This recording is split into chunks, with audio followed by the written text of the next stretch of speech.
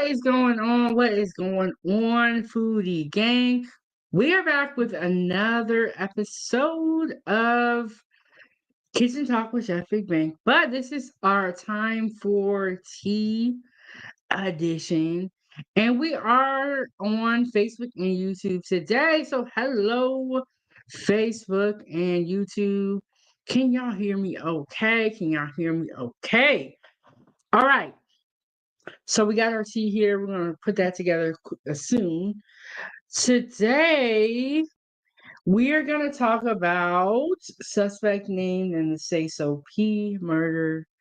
DOGE exposes government employees and Signal app link. And thank you so much, Drip. And Drip said he can hear me. So I got I got hot water and some honey. And we're going to make some tea really quick. But how is everybody doing? It is Thursday. It's almost the weekend. One more day to the weekend. So yes. Okay, so we are gonna get back in the kitchen tonight. I was gonna put that I already made the thumbnail and I was gonna set it up, but I just remembered that I didn't do it as I was getting here. Okay. Drip said he can hear me. Can y'all hear me though? Can y'all hear me though? Okay, Drip said 3 days left of Ramadan. So we have quite a bit of things to talk about. There's always a lot going on in the world. And thankfully we have 24-hour news cycle is what it seems like. So I got black tea here. There we go. I got my black tea here. Y'all, I feel like okay, so I cook in the kitchen, but I cook at random times. I know I go live randomly, and so I've been trying to do this show so that I'm here every day, and it's so hard to do a show every day. So shout out to the people that do shows every day because it is complicated. So I think I'm trying to think of what we're gonna do. What we're gonna do, Foodie Gang. Do y'all want to see some food before we get started? I guess that's the question. Okay, so we're gonna make our tea here. Oh, and I got my information rolling across the screen. Hit the like button, subscribe, share, support the channel, support the channel. Oh, I was going through my Facebook, and yesterday somebody sent me 20 stars on Facebook, and I did not catch it in that show. So we're gonna play the money video. We're gonna play the money video. For the person that, or my cousin sent me 20 stars on Facebook yesterday, but I did not see it until today. And it was weird that it didn't like notify me during. I'm not sure why. So here we go.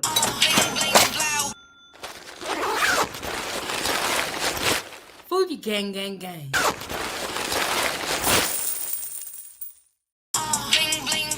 Foodie gang, gang, gang. Bling, bling, blow. Okay. When you are live streaming, you gotta have your live chat. You gotta have something to drink because you're gonna get thirsty up here. All right. So y'all have been hearing about the Sayso and sauce walk and all that stuff. So we're gonna touch on that because one of the suspects was identified. Was identified before. I think it was before or after. I'm not sure, but they identified one of the suspects, and so feel like when they do catch the suspect, he's gonna tell on everybody. And you know what? Seems to be a lot of that going on. Seems to be a lot of that going on. So I have a couple of videos here that I'm going to share with you guys. We're also going to talk about DOGE. They are auditing the federal government to see where all the taxpayer money is going. And what they have found out is shocking. We talked about it before, and we're going to continue to talk about it while this is going on. And then Signal, I don't know if you guys have ever used Signal or have ever heard of it, but it's kind of like WhatsApp, and it's supposed to be like a secure way to communicate and people can't break into it. Well, there was an app leak, and what happened was someone was added to the group chat that shouldn't have been in there, and so they told it all. Which I mean, hey, it is what it is. So we're gonna get some things together. And then I'm gonna pull up that disclaimer and I'm gonna read it to you guys before we get into any of the content, just because the allegations or the stories that we're gonna talk about, some things have been confirmed, some have not. So let me get that pulled up, y'all.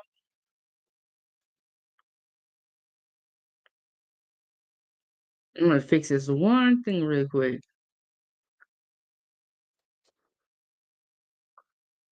So yes, we're gonna get back in the kitchen today, and what we're gonna make is tortellini with a lemon butter sauce. And like I said, I've already made the thumbnail. I just didn't have time to set it up before we got here today.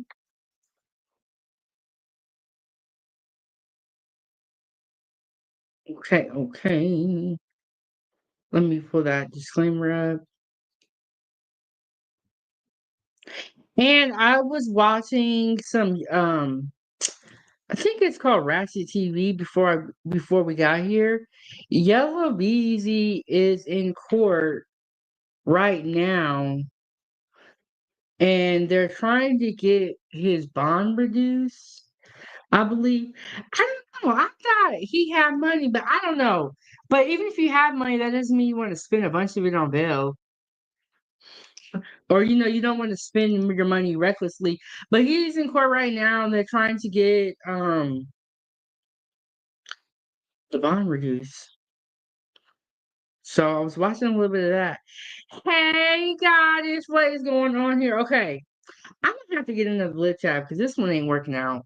Um On Sundays, I do the Foodiegang food panel, and I believe we're going to be here this Sunday, but I gotta confirm. Last Sunday, we didn't do it because Ava had a competition.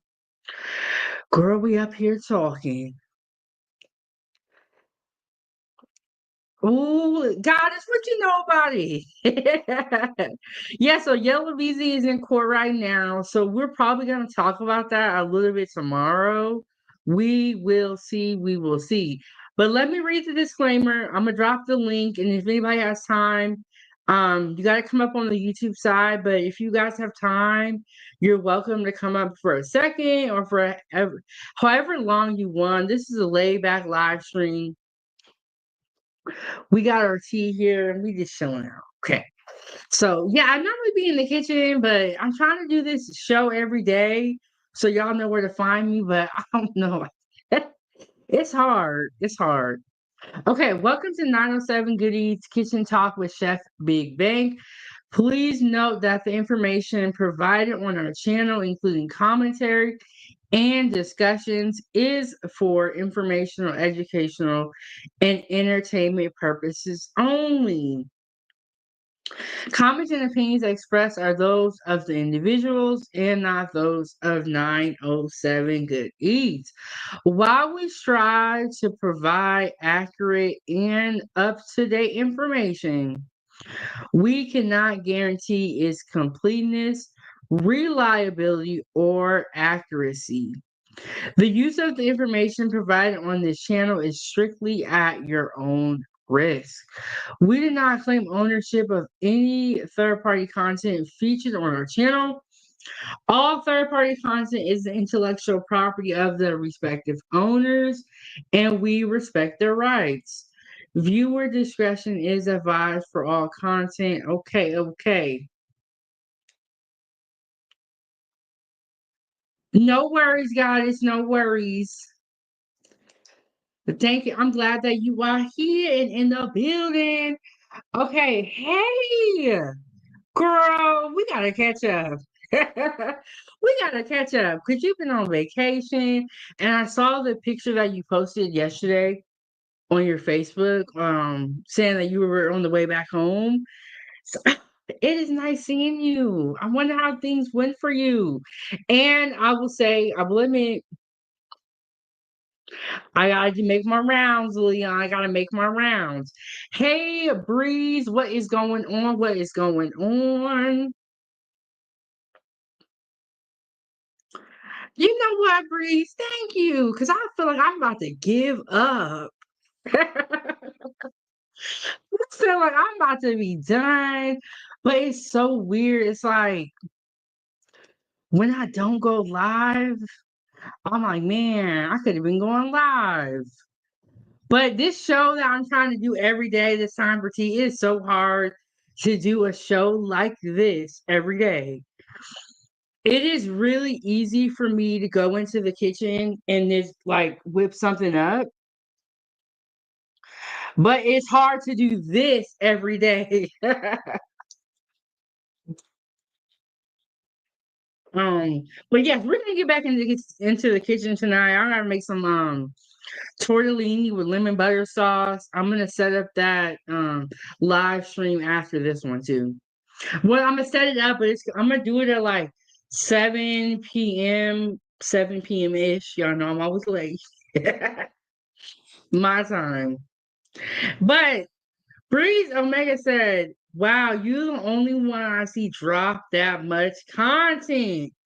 Protection. Oh, you talking about the content protection. Yeah, you got to when you look like me. Oh, thank you so much, Breeze. Thank you so much, Breeze. Yeah, you got to when you look like me. You gotta follow all the rules. And speaking of all the rules, we're gonna talk about Sayso P and his unaliving, and one of the suspects was identified. I don't believe he's been picked up yet, but he was identified. Hey, Angela, how are you doing? How are you doing? NF is finally back from vacation, so we should be seeing her a little bit more. And she has been going live. I saw when they were watching the dog out in the backyard. I saw that one. But yes, Breeze. He said content protection. Yes, they got him identified. Let me get this video pulled up.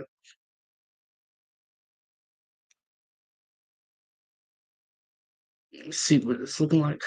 Okay, so this YouTuber content that we're gonna use is Steady Nash. He makes great content. I always watch Steady Nash. I respect content creators because content creation is not an easy job. It is very hard, it's very difficult. But Steady Nash, he has really good content and he calls himself, I don't know if it's the hood lawyer or the street lawyer. I think it's the street lawyer. Hey, Freezy, what is going on? What is going on? And shout out to No Captivity with Freezy. If you guys are not subscribed to No Captivity with Freezy, run on over there and go ahead and subscribe. You know, one thing I'll say about Freezy, he be keeping it real. Some people be acting like I don't know, they just be acting weird. But Freezy be keeping it real. Definitely support No Captivity with Freezy. Let me see. Okay. I don't know why it does this, but it never goes to the right screen right off the bat. And I always tell y'all, I'm a chef first and then a YouTuber second. So I'm still figuring everything out. Okay, so I think I went back to the beginning of this video. Let me get the fair use pin up. And y'all probably have already saw this video because, you know, one thing about these YouTubers is they be on the case. They be on the case. Okay? The YouTubers, I feel, be faster than the news.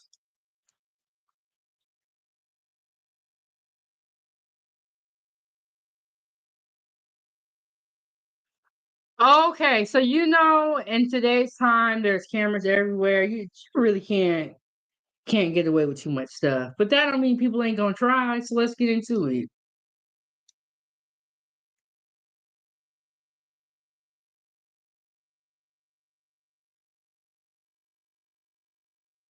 So I don't know if this was after or before, but he took his mask off, and when he took his mask off, they just for that second they was able to identify him.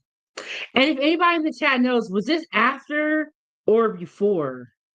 And the other guy, you can see he has a mask on. He kept it on. And it's like Omega said, we pull it up. Hold on. He's cameras everywhere. Exactly. He took his mask off for a second. It wasn't even that long. And I don't know where this camera is from because it looks like they're in a parking garage. But he took his mask off and he looked up. That's all they needed. And when they go get the car, they're gonna get the fingerprints. It's so much easier just to be a law-abiding citizen, in my opinion. Um, Omega said, I got a video of woman watching from the second floor. What? And he said, I believe this was after. Okay, so maybe it was after. And this guy, he didn't he have on a red hoodie? Or was that somebody else? But didn't he have on a red hoodie? It looks black here. Breeze, we gonna need you to just come up if you have time. But he took his mask off for a second and they identified him. I'm gonna go back and we're gonna watch this a couple of times.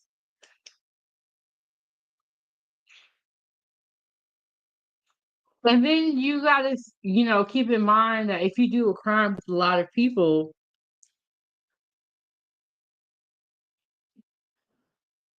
that's more people that can tell on you. Honestly, that's more people that can tell on you.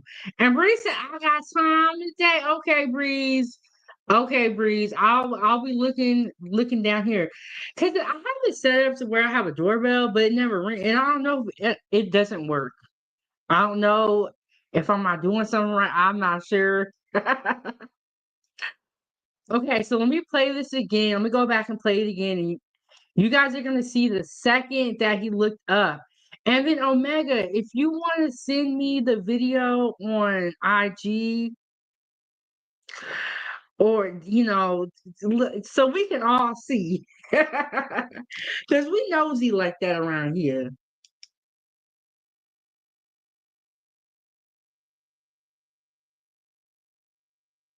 Okay, he took his mask off, looked up. That's all they needed right here.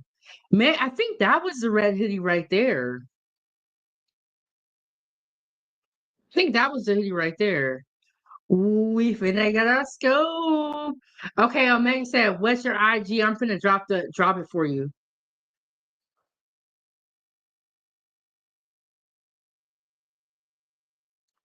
Dang, that's crazy. She was watching the whole thing from the second floor window.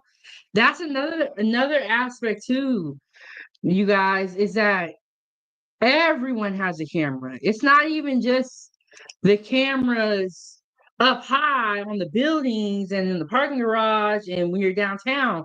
People have cameras on their phone. You know what I'm saying? So it's just like, and everybody is looking to go viral.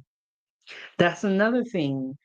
If everybody's looking to go viral, so as soon as they see something that doesn't look right, they're gonna record it. And they're gonna post it on their own TikTok. And see, that's why I feel like YouTube out here is the real news right now because you're getting first person accounts. But now I will say this.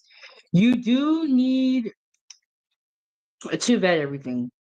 Okay, don't just get a video and go off of it and ride with it. Okay, so there's my IG. I posted that. Yeah, Omega said he gonna send us something, and I'm gonna get my IG put up.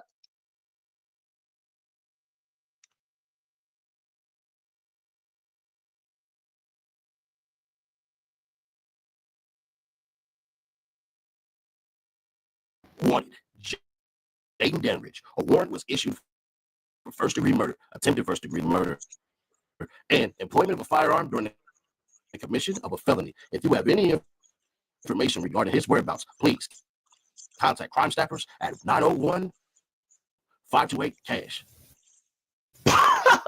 Yo, suspect identified. Look, this is Sadie Nash, great YouTuber. Y'all gotta go check him out. No Captivity with Free said there are cameras everywhere. You'd be stupid to commit a serious crime, especially in public. But I feel like everybody knows this. So why are we still seeing crimes being committed, especially in broad daylight? Like, do people just not really care about their freedom anymore? Or are they so driven by anger? Like, you know you're gonna get caught, right? So why are you doing this? I guess it's the question. Do you think it's peer pressure? Like, why are people just giving up like this? I feel, And then it's like you were so mad at someone that you have to go and take them out. Like, what's going on here? Memphis Police Department wanted homicide investigation. West End Hotel, 170 Lieutenant George W. Lee, Memphis, Tennessee. At 2:42 p.m., officers responded to a shooting at 170 Lieutenant George Washington Lee at the West End Hotel. When officers arrived, they located two black males suffering from gunshot wounds. Latoria Hunt, 27, was pronounced deceased on the scene. Albert Mondane, 34, was transported to Regional 1 and non-critical condition. A warrant has been issued for suspect Jaden Danridge, 21, who is being charged with 1 count of first-degree murder, 2 counts of attempted first-degree murder. 21 years old. Bree said it's cloud. You know what the dude Keyone White that actually shot Murd3r, he was saying that when this first started, when the before this all popped off, he had less than 1,000 Instagram followers, and he was actually bragging about now how he now had 18,000 Instagram followers. But even though he feels like he's famous now, which I think is crazy. Like that's not fame. And he was saying that now that he's famous, but he did it in the wrong way. And it's like, bro, do y'all want to be famous that bad? Like this, but the clout thing, everybody knowing your name and being famous, it is a real thing. People really do want to be famous. And it's like, just give me the money. I don't really care about the fame part. I don't want people coming up to me, asking me to sign stuff and all. Just give me the money. Like, I don't need all that other stuff. Y'all can have it. You know what I'm saying? I don't need to be beefing with nobody. But let's see what else that he has to say. And 2 counts of employment of a firearm during the commission of a dangerous felony and auto theft, which means they stole the car before they went and hit him. Yo, that's crazy. A $6,000 cash reward is being offered for information leading to the arrest of Jaden Danridge or the identification of any suspects involved. Anyone with information is encouraged to contact Crime Staffers at 901-528-CASH or some. Once they start putting that prize money out there, everybody telling. Everybody telling. But One thing I know is how young everyone is in this situation. And this is an M charge. So it's like you're risking a lot, you know, in this situation. And I don't know if people just don't realize or maybe they just don't care. I don't know. But it's very sad. Tip anonymously at www.crimestopmyth.org. Hey, yo, you. Can you subscribe and turn on that bell too? Because when you do, you're helping unbiased independent news. So if you missed it, if you missed it on Instagram Live, right? We were just talking about essentially how dumb that sliding was that they did, right? And I ain't gonna hold you. I thought it was pretty dumb. I thought it was pretty stupid because one of the things that happened that I think somebody pointed it out too. I'm gonna be fair. One of the things that happened was this dummy slid, literally slid with a red hoodie on, with a red freaking hoodie on, bro. Now I'm gonna be fair, square, obvious, and honest. What we had said on the live before was that, man, it's like this. They literally had to have been doing something outside, right? Like smoking or kicking it and waiting or something like that. Them people seen them, then spun back around. 4 people in the car sliding is always going to be disastrous because one of the things that does not work is you having identifiers. I dang near can guarantee you that's the dude in the red hoodie. Listen, I ain't the sharpest tool in the shed, never claimed to be, but I am telling y'all, I got a very odd suspicion that's Buddy in the red. Because check it out. Here's how forensics can work for you. That red hoodie left fibers, right? All right, cool. There's cameras all around Memphis. Cameras have literally went up. So now they Yeah, Sadie is right on point with this. You know, y'all, it's just crazy. No planning. They doing it on the spot. Nothing is thought out. They just running off emotions. But what is going on, G Honda? What's going on, G Honda? Okay, I'm gonna tell y'all this again. The slap your mama shrimp spaghetti was a recipe that G Honda gave me, and it was fire. G Honda, I'm gonna try my best to get over to your channel today. Shout out to G Honda, always going live, putting in that work with the engagement, the support. Um, he's doing his thing out here. G Honda, I'm gonna try this. I'm gonna try the viral onion boil because I know you like onions. Okay, you're not going live today, G Honda. Are you having But G Honda's be going live all the time. Gotta be like 5 times a week, at least. At least. But I'm gonna do it for you, G Honda. I'm gonna do the viral onion boil. And I'm gonna dedicate it to you. But Sadie is on point here with everything he said. He ain't telling no lies. He know exactly what he's talking about. And then my thing is like, do these people watch other stories or I don't know, like what is going on? But let's get back into it. G Honda loves onions. cameras have went up, right? They watch moves. I guarantee you they dang near probably hit an apartment complex or somebody's place or anything like that. ATM's got all type of cameras and stuff. You cat slid right by where a police station is.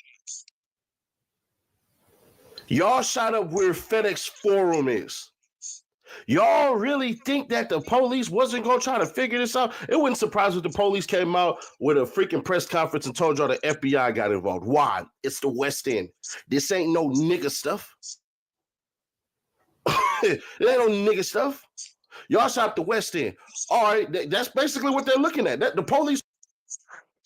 I did not notice this, and I was on a panel last night. And we were talking about the Sayso situation. In that original video with Sauce Walking and Sayso, flying and flossing in the hotel, that half the door and not that they recognized him by the door and the tile on the floor.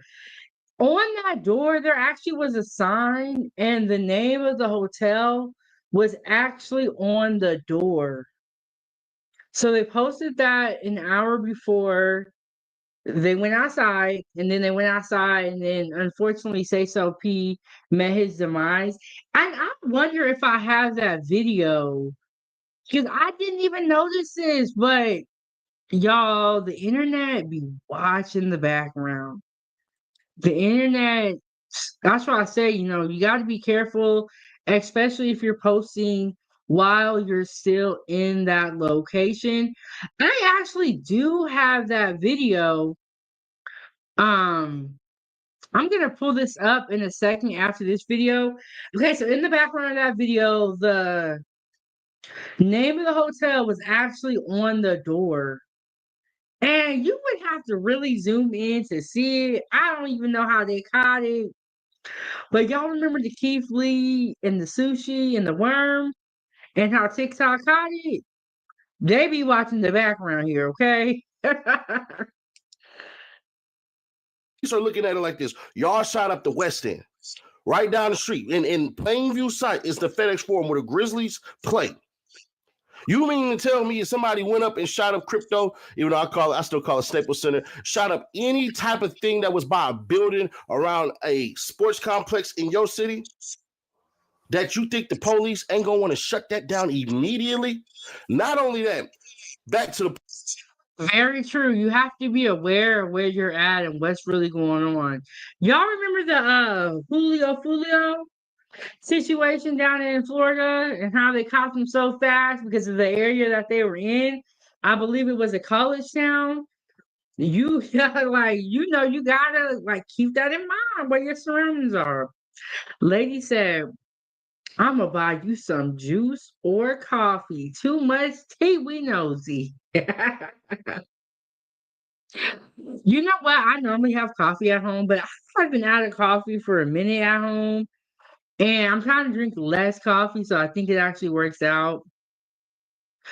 But when you are in certain areas and you commit crimes, they gotta get you. They gotta get you.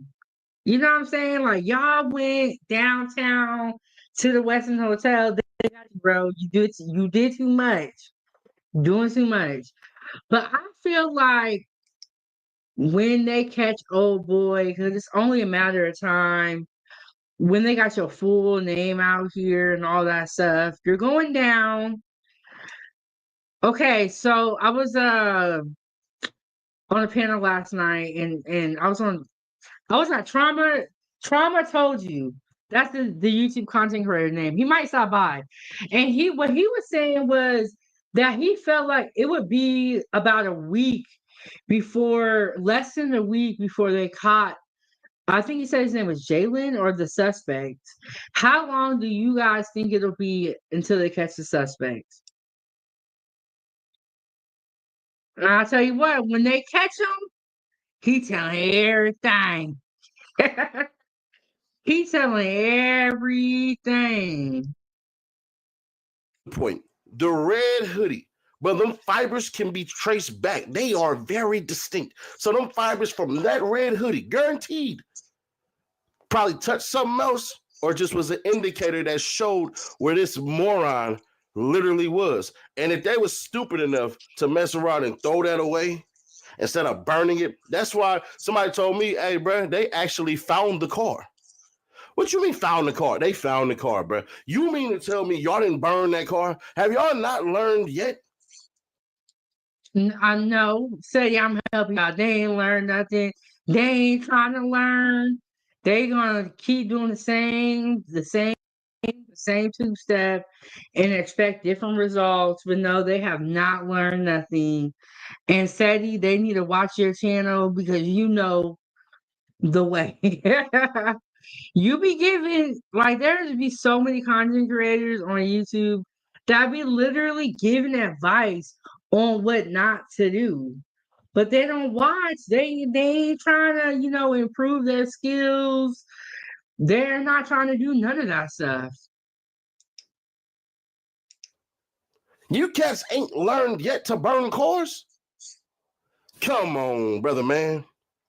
This right here, whenever they catch him, he gonna sing like a bird. They gonna get that man. Listen, if it's one thing we've learned, that many people, he technically didn't even really shoot anything either. He really going to jail for doing nothing almost, for being in the car with a gun and pretending you was going to hit something. It don't even look like Buddy got out that car. I can't show the video for whatever reason. Well, I'll probably show it. It looked like he got. But it doesn't matter. If you hanging around people that are committing crimes and doing stuff like this, just by association, you're guilty. And that's why I always tell you guys it is so important who you hang around.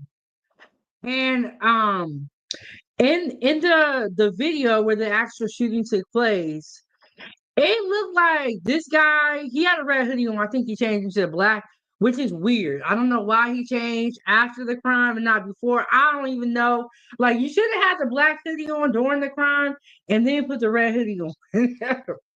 But it's like he got out of the car and got scared and said, "No, this ain't the way." So, but he's gonna get the same charge as everybody else because he was there, because he didn't, tell on them, but he's gonna get the same charge. I predict, they always say, whoever tell first getting the best deal. So we finna see what's finna go on. And these Freezy said these ninjas are stupid. They're playing these video games, they're listening to the rap music, but don't let social media fool you. A lot of this stuff is made up. A lot of these stories are exaggerated. A lot of this money that these people have, or they say they have, they don't really have. All the cars is rented, all the stuff be a loan, or they still owe money on it. Like, there's just so much more behind the scenes that we don't even know going on. So let's see what else that he got to say. Got out the car. I'll probably have it play right here. Let it run. And like he got out the car and looked with his stuff and looked like he was gonna do something. Bro, where I'm from, you getting punched on for that. The way they were supposed to slide, all them doors were supposed to be open except for the driver's side door. Bruh, the driver's side passenger door was closed. He had to run behind the car. This why when certain things, bruh, I'm telling you, and my theory is this: somebody didn't like him, or somebody had static with him, and they basically had a chance to do something when they caught him. I don't think they was out lurking and all that, because even if that car is stolen, in Memphis is a hot spot for stealing cars, bro. The police are all through there as far as where Bill Street is. They are. There's just certain parts that just ain't gonna be touched in every major city. It don't matter who you is, what you think, and all this stuff, but the police allow a lot of this stuff. That's why they invented Blue Flute. So what I believe is, man, he got into it with somebody or something like that or anything like that. I'm not saying the night of the club, but he put in that song back in Memphis. They say I can't go. Now, everybody who's saying he ain't had no static and all that and everything like that, yeah, stop the car right there. I ain't going to run with that one. I ain't going to paint that illustration, but what I will say is this. Whoever that is, they going to sing. Whatever crew kept, whatever they belong to, bro, they going to sing like a bite. And when they sing like a bite, bro, the cage gonna rattle, because what ultimately happened to Cornbread and his snitching? He ain't even been sentenced yet. Cornbread ain't even been sentenced yet. Cornbread has to go score convictions against Govan Hernandez, and he already got the conviction for straight drop, right? So that's what we waiting on. Once this stuff goes up with Gover and Hernandez, once that's already taken care of and everything like that, I think he got a good chance of beating it, but we'll see. Then we're going to realize, oh, he's in for a bigger time to testify because he might mess around and implicate Big Jook, which Big Jook can implicate Yo Gotti, which I don't think is going to happen. And I'm obviously Big Jook is dead. I want well, how the hell is Big Jook going to say anything? He's dead. Yeah, I know. I get it. I understand that one. But as it stands right, Yo, that part was so funny to me because the comment section and people be talking so much, like, oh my God, and he has a lot of subscribers, so I know they be talking a whole bunch of mess in the comments. right now, bro, about to sing like a bird. If y'all don't believe me, let me ask y'all this simple question: why wouldn't he? What code do these cats believe in these days? Huh? He ain't shoot nobody. He went to go complete his drill, but he ain't drill nothing. Y'all tell me. I think, like he said, homeboy finna tell it, and I have another video here that I have never seen before.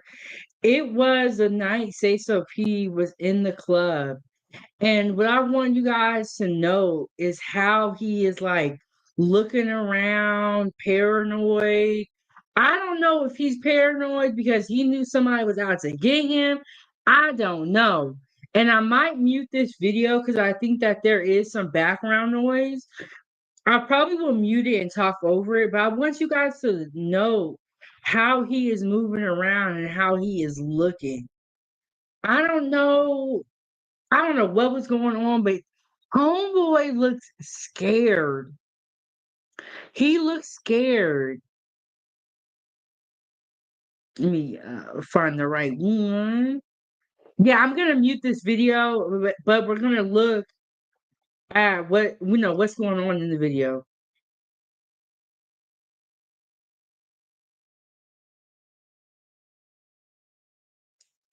So, okay, so the caption says Sayso P knew somebody was after him right before his unaliving. Look how distressed he was looking. Now, I'm gonna be honest with you guys. If I was in the club and all these people are around me, I'm gonna be looking around paranoid too. I don't like this much people around me. And so maybe that's what it was. But then when you go to the club, you kind of know this is gonna happen. But look at his mannerisms and look at his face and how he was looking. People can act tough all they want and they can say what they want. But look at his face. He just looks scared. Or maybe somebody was like bumping into him a lot. I don't know.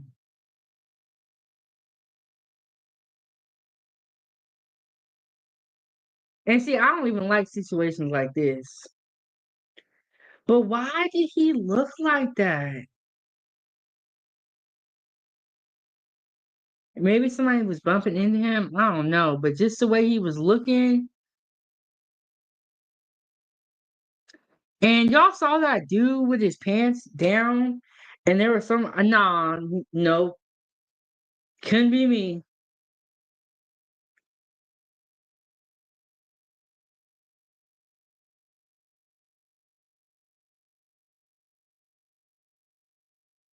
But I wonder why he's looking like this. And like, um, he was looking like he was trying to enjoy the music, but he really wasn't.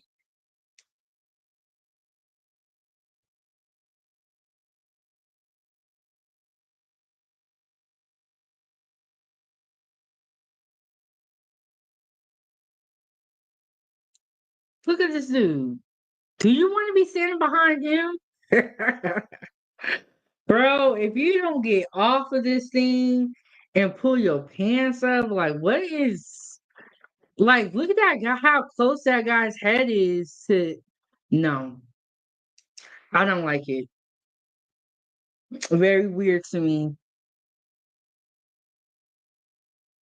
But look at Sayso's P's face. He was looking like He was scared. They are alleging that he knew somebody was after him at this point in time. But in his song that he made a long time ago, um, I heard he said, I can't go back to Memphis. So I don't know.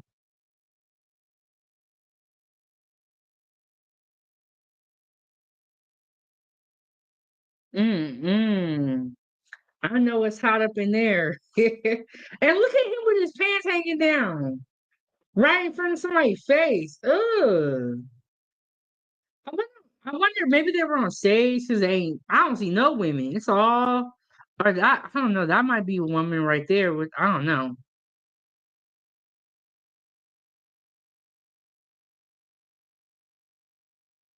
But he looks very paranoid and he looked like he was trying to enjoy, everything that was going on, but he truly didn't. And he was very paranoid.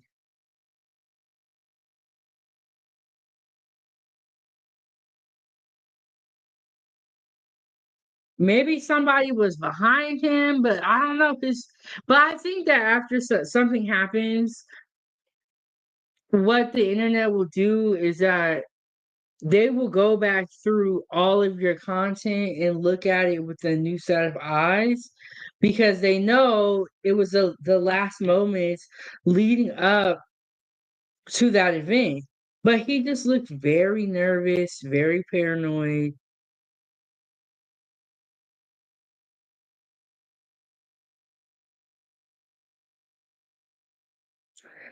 I would not be comfortable in a setting where I'm the only one that looks different. I don't like that. I want people to look like me where I'm at. And lady, what you laughing at? But yeah, that dude with his pants hanging down, nah, I'm not gonna be behind you or in front of you, especially. And I feel that way, and I'm a female. But if you're a man, what are you doing here? Like, and you standing up here, you know you ain't got your pants on right. I don't know. Uh, and Drip said exactly like I feel that way, but I'm a woman. So if you're a man, you should definitely feel that way. I don't think this cool how close he was. Um I'm look at this. Look at this. And look, that Sauce walking in the back with that same Laker jacket on.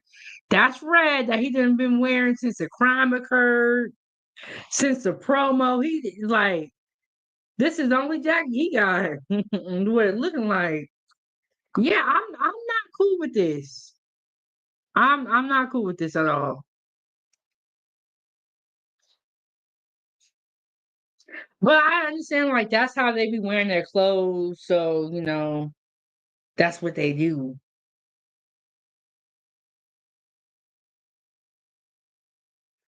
But he just looked paranoid. Maybe he didn't like large crowds and he was feeling like, a trigger moment, but he just did not look happy.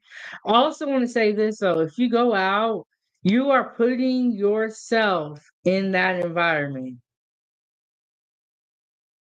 This could all be avoided. You don't have to be here.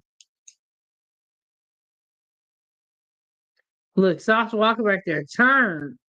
Say so people like he was trying to tag along, but he didn't. I don't know. He wasn't feeling it. But I would be uncomfortable with being the only one that looked like me in a group full of other people. Like I'm not cool with that.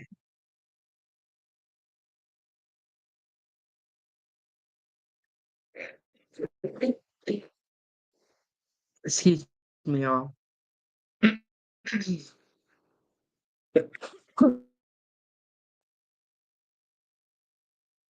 Okay, so I have never seen this footage before, and that was why I wanted to bring it to you guys. And I've never seen it before. And like this is a different angle. And you know what? It's kind of surprising that we're not seeing more videos from the club. Y'all, hold on.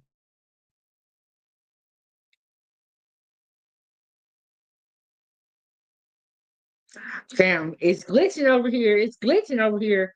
Um, but it was surprising that we haven't seen more videos from the club and from the night before.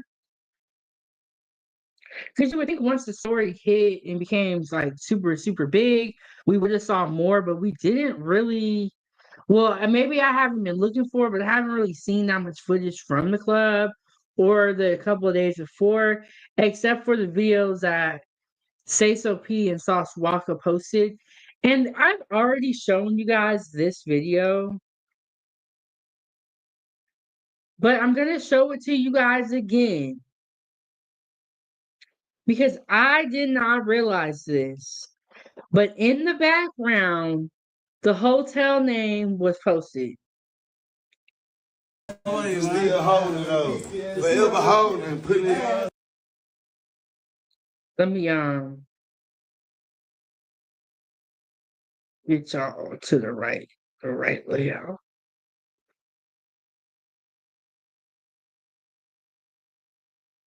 Right there. That little thing on the door. It said the West End. I'm like, how did y'all notice that? Because I never would have, I don't guess I don't be looking that deep, but that's how they knew where they were at. Isn't that crazy? But it's like, you gotta be careful because people do watch the background. But just on that door, it had the name of the hotel. I thought they recognized him by the door and the floor tile. No, the actual name of the hotel was posted in the background. Still holding though. Forever holding, putting it. Yeah, gravity unit, G unit. With this shit, man. What you talking about? Here's the totem people, man. Got this shit on bankroll, go yard, diamonds, all this shit, man. We having this shit, man. See what the fuck going on. Holding this shit. Sauce on it, man. Still holding though. And I just one thing I want to say is how unimportant all this material stuff really is.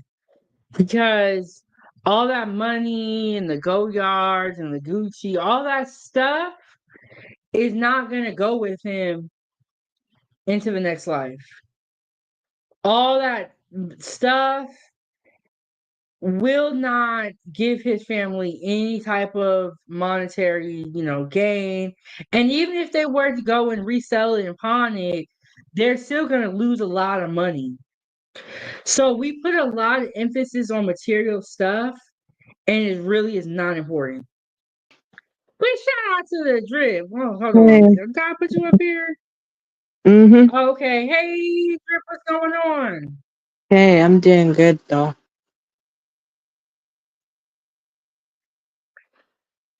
Ooh, you said 3 more days left Yes, and that's actually of 2 days Ramadan? left because I tell you why. I tell you why it's 2 days left now. Today's day 28 now. Because look, after when basically the evening prayer starts, that's when a new day starts. So basically, a new day is basically 28. So that's 2 days.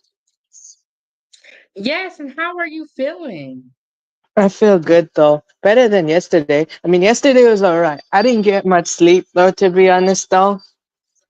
So basically, this time I had more chance to sleep today, so that's why I was much better. So one time though, I think when I fasted and when I came here though, basically when I found out you're live or something like that, pretty much I was like straight knocked out in the sofa or the couch or whatever. I was straight knocked Mhm. out though. Okay, yeah, you definitely sound different, like you refreshed. You definitely sound like you got some energy.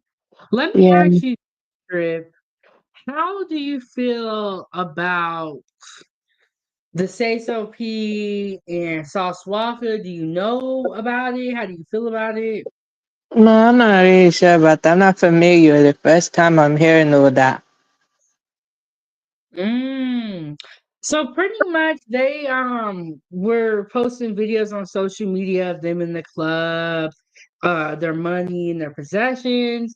And then in one of the videos that they posted, the name of the hotel was actually in the background. And Wow. um an hour later they left the hotel, and unfortunately some gun armed pulled up on them, and Sayso P was shot. Sauce Walker was allegedly hit one time in the leg. Wow, that's bad though. And yeah, and then Sayso P was shot 7 times. Wow, they're both And rappers though. yes, they are both rappers, and Sayso Wow. P was I mean, though, signed. like the way the rappers do, it's not really a surprise to me, but the way they did, they're kind of silly or they're kind of what you call it. The way they did it was wrong, man. I'm not saying it's right to flex on anyone. I'm not saying that. I'm just saying the way they did it, though. Nah, man. Now is just straight. Now what you doing? Because look, you put the name or everything like that, though. That's one thing, though. You're doing this, that, whatever. But you know, you're like basically not covering up your location. Yeah, and a lot of I don't know if you have heard of Pop Smoke or if you I know anything have heard of about Pop that. Smoke. I know Pop Smoke. So they're saying that he kind of did something similar where he was posting a video of his gifts. Rest in peace. Location was accidentally posted in that video, and later on they came to rob him, and then they shot him. And Wow. so, Rest in peace. yeah, how do you feel about, safety, posting your location while you're in that location? But in posting in the location of the location, nah, man, that's dangerous. Because look, it's that evil eye type thing. Pop Smoke, though, when he was doing that, he had big opportunities. He's become a big name, though, and basically, though, like he was also trying to shift away. Basically, from that lifestyle in some way, like even if he wasn't though, but I'm saying he's trying to shift away from it and do the music thing more, and he was just changing from drill to more of a hip hop sound though. And it was, for that 50 Cent inspired hip hop sound, I feel like that was good for Pop Smoke. So for him, that's kind of sad though. Yeah, and I always say that while you're in that location, especially when you have as big of a following as some of these rappers do and some of these people, even Kim Kardashian did this. And if when you have a large following like that, definitely not okay. Yeah, I It's know. it's Wait, very basically, risky. like, you know what, though? There's a UK drill rapper by the name of Russ Billions, and you know what he used to do a long time ago, though, before he became this big as he is now? Basically, what happened is he used to flex his money on Insta. He used to flex his money on Insta and everything like that, though. So when he did that, though, people hate on him, though. Like, literally, he got so much hate, though. Like, not to that And extreme. then I think one yes, time I that's think that he another got thing. robbed.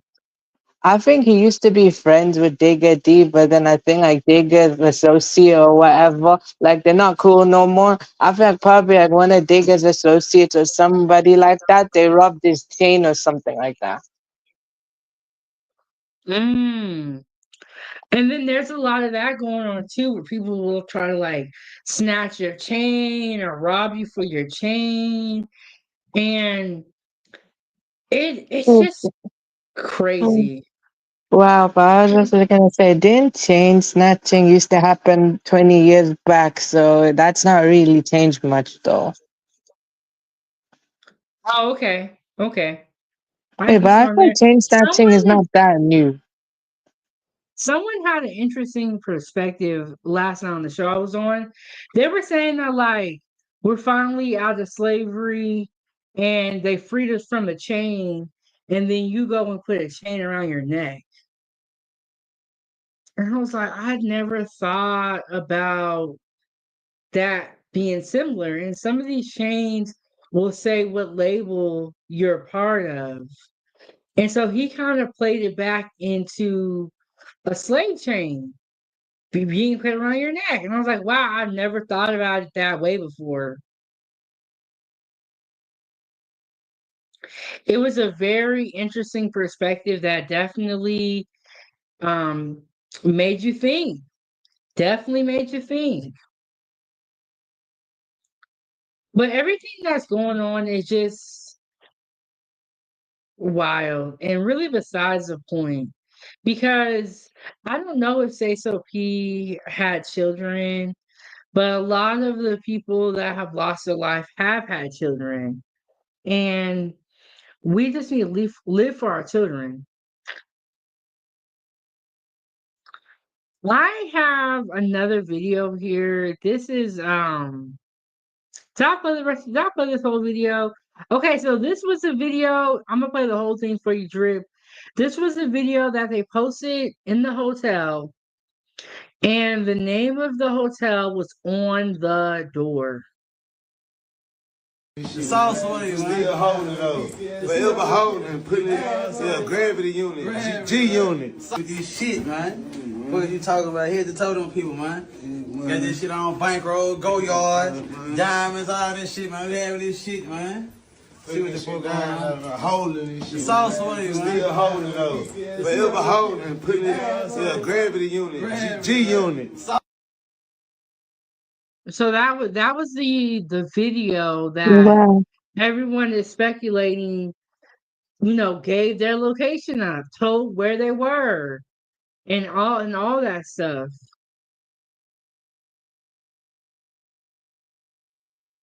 Wow. And I didn't even notice this when I first watched the video until someone told me the name of the hotel was on the door. I never that right there.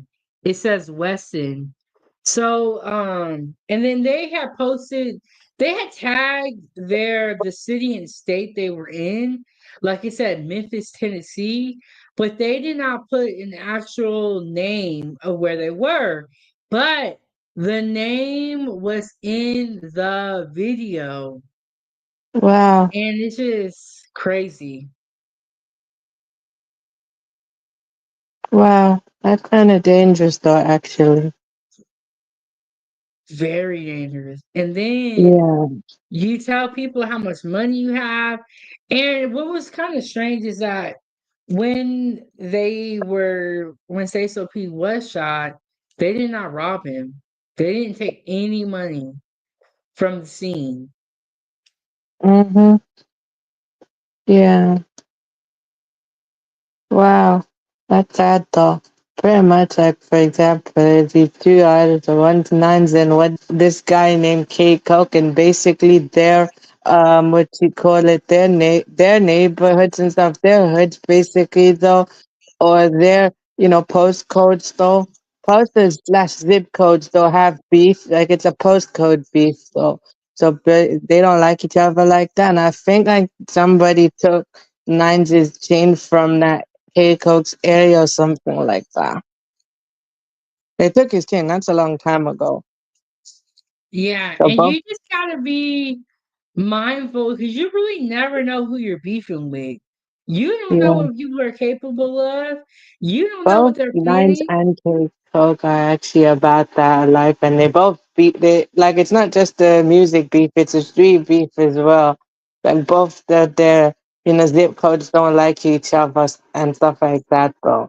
So like it's not as what you guys they won't. So basically, it's not that much though. Like they kept them. They have dissed each other though, sub disses and stuff like that. But then also they've actually had few times though when they've mentioned each other's names and stuff, but not their rap names, their government name. Wow. And I've heard, it's crazy because I heard this is separate from this story, but Yellow Beezy and Murd3r, I heard they were friends before all of the beef started, and they used to be friends. So it's you just never know what time will bring. Yeah, I get it though. Like I think with Nines and K Coke's beef as well, when they dissed each other, I think what Nine did one time Nines dissed K Coke on a Biggie beat, the What's Beef, like on what he made a song called What's Beef. So he dissed K Coke on a Biggie Smalls beat, and K Coke in return dissed him on a Tupac beat. That's another thing, these rap songs. I know some people want to say it has nothing to do, but I do think it definitely has a lot to do with it. Whether that's making people angry or making them want to meet up or just promoting the same thing that's not good for anybody. But I do think the music has something to do with it. Mm. I really Music do. does And have then, something to do with it, but at the same time, the music is kind of like how the environmental fact. Do you also think it's environmental factors as well? You cannot blame these, can't blame one thing over the other because it's not one thing to actually put though. Because yes, music has a role, but at the same time, it's not the full thing though, because the environmental factors also include it as well. Because if you have that type of environment, but then also music reflects that environment and also the reflection of a reflection. I do think that it's both. I do Yeah, think it that is it's the both, but I'm environment saying like and the basically music. yes, because the music is reflected by its environment, but then eventually does the influencing of the environment at the same time. So basically, it's kind of that's what I think it is though. So like basically, it reflects back on each other though. Yes, it Cool. definitely does. And I don't think some people want to change, or I'm not really too sure. But the guy that is the suspect that was found is 21 years old, and you're 23. Mm-hmm. Can you imagine facing prison for that long? No, I cannot imagine that because I'm not really about that life. I had a very good lifestyle, basically. I have a two-parent home, nice place, you know. I wouldn't say where, Yeah. man. I've got nice things though, basically, and I'm doing my thing though, and basically not in that type of lifestyle, but maybe them two though, you know, didn't grow up so fortunate compared to me. So I just have to look at it through their perspective as well. I'm not basically, excusing their actions. They're responsible for Yes. whatever they do, but I gotta try and understand why they doing that though. Because it's not like they didn't have a choice. They had multiple choices though. They just probably felt like mentally that they had no choice. Yes, I agree with you. I do feel like how you grow up in your childhood has a lot to do with the type of person that you are going to be.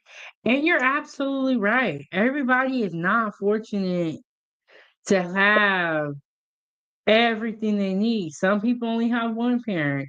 Some people are poor. Some people have money. Everybody's different. Is the Yeah. moral of the story. But I Trust think me, it's I get definitely you on that though. important. There are people like me, basically. Same people, same British Pakistanis though. Those same people, basically, other British Pakistanis. Some of them though, in certain different areas though, are not fortunate as much as me though. Because some British Pakistani people actually grown up in single parent homes though. Some of them grew up like that. So that's just what made them turn to that type of thing. So it's an environmental factor. That's my point. I think it's both. I think it has to do with the environment and the music. I I feel think like it it starts with the all kind of environment, like then the music. works together. I feel like it's just Mm. so I feel like it's gonna be the environment first, then the music. Yeah, I can see that, but I definitely think that the way that people are going about things is it's sad. I mean, this guy was only 21 years old. Who Mm, knows how long he's gonna be in jail, what his trial is gonna be like. That's a lot of emotions, and I don't know if he has had children yet, but if you are 21 going to prison and you don't have kids, that is so sad to me. where it's like basically wasting his own potential that he could have tapped into though musically. So musically, they could have just had some potential that they never knew that they had. Yeah, like he's 21. He could have really had been something with his life, really done something, but it goes back to having good parents or having a good parent. Somebody It in just that whole depends on equation the has to aspect. be good. Well, it's not just their parents. What about their OGs as well? Like people older than them know, like literally not giving them good advice. Like maybe like it's not just advice from friends like not friends like their age, but maybe people older than them. Some older people though have not given them good advice. I totally 1000% agree with you. And the advice that is being given, it's just like the Because blind think leading about the it this way, blind. some people is this, they could have good parents, they could have good friends, they could have good everything, but then some older people, the younger person sees they, deep down inside could actually take into consideration what they're saying though. Or like wherever they do, they actually can see and admire that. Because it's not just what also in your home, outside your home can also affect you in some way. Yes, very true, but it's I don't know, man. Like I feel like it's getting worse, Some people. honestly. But that just could be because maybe this stuff was always happening, but now we have the media, and so is that why it's feeling like it's always happening? Just because before we couldn't communicate about it. Or maybe though before though what happened was though it probably happened though a long time ago, or that probably though they've gotten deeper in that type of lifestyle as well. Maybe that's why though. Maybe back then though, like I guess when they kind of did it, they were not too deep, but I guess slowly over time. I don't know. I wouldn't know, but I'm only young though, so I'd probably say it's probably you know maybe nowadays, so they've gotten more deep into it, though. Yeah, I don't know. The thing that's sad is that there be there be kids in these situations, and it's just Mm, heartbreaking. I don't think that Sayso P had any children, but I know Sauce Walker does. I believe Mo3 had kids, Yellow well, BG has kids. So there's just a lot of kids that are kind of caught up into this whole mess, and there's nothing that they can do about it. that's sad, though, actually, though. Yeah, I see what you mean, though. Wait, but isn't it Yeah. when you mentioned ML3, didn't he, like, basically have, like, a whole sector named after him on here, though? I don't know if that No, sector I was think he named does, after though. I him. think, no, I've heard people I'm not mention, sure. though.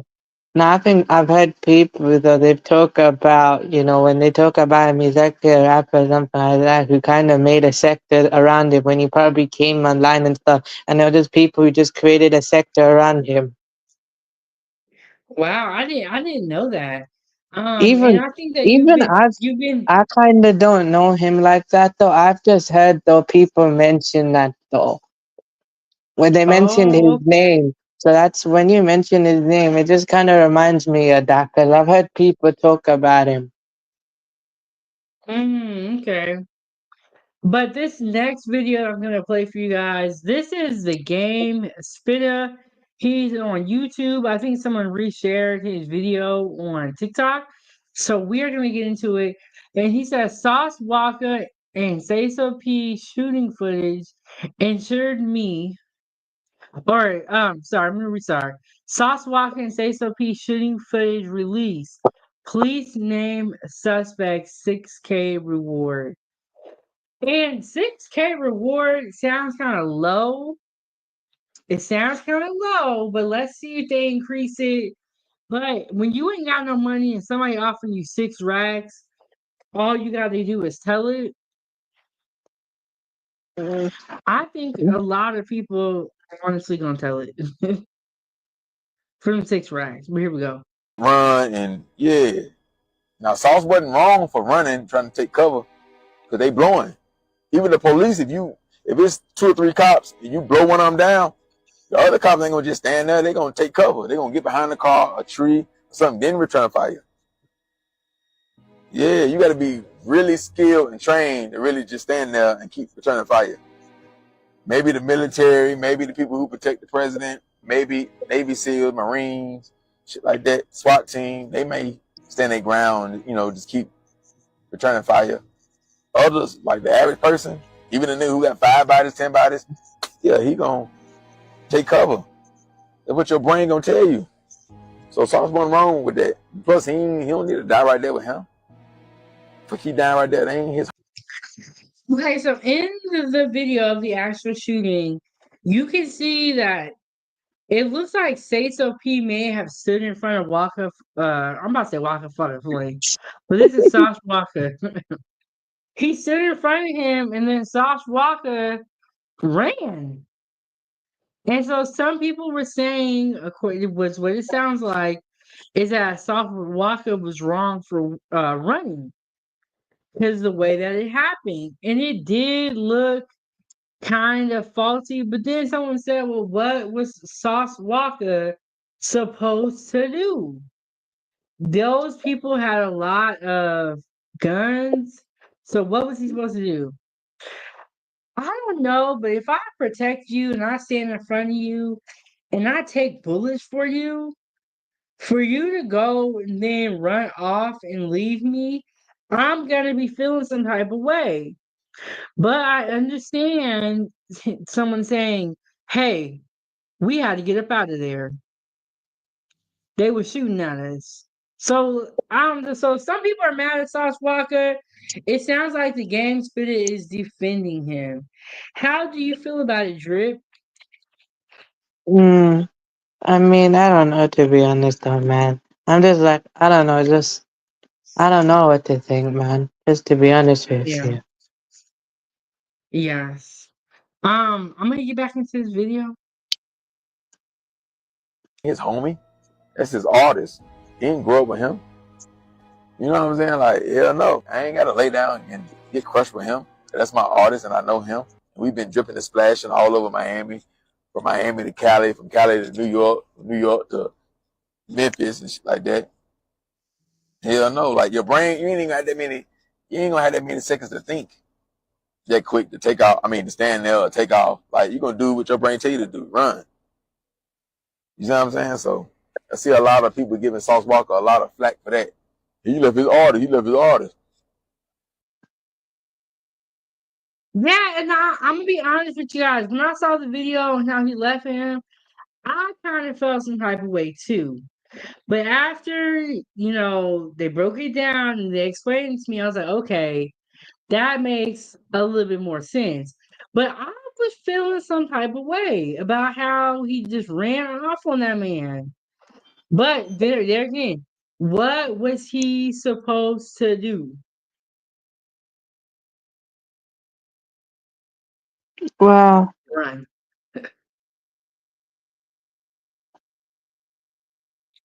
Yeah, so he pretty much ran off on Say So P. Some people are not really feeling it.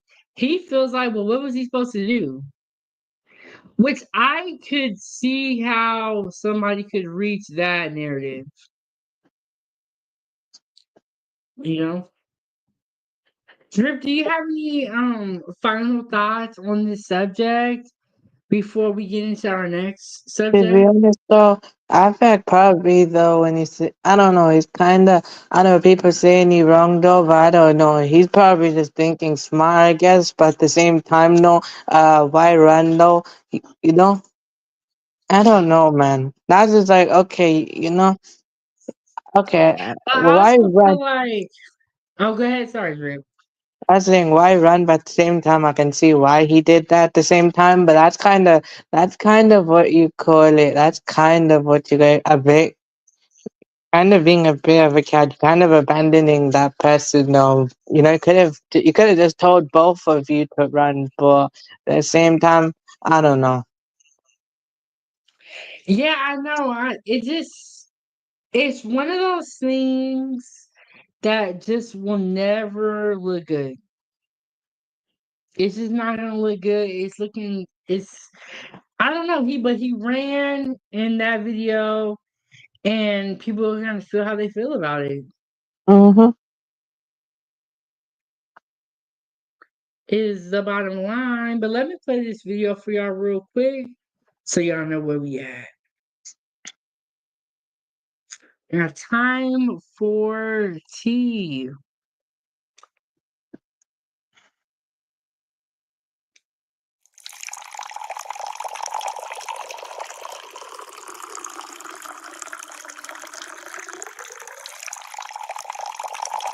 Please hold for a very important message.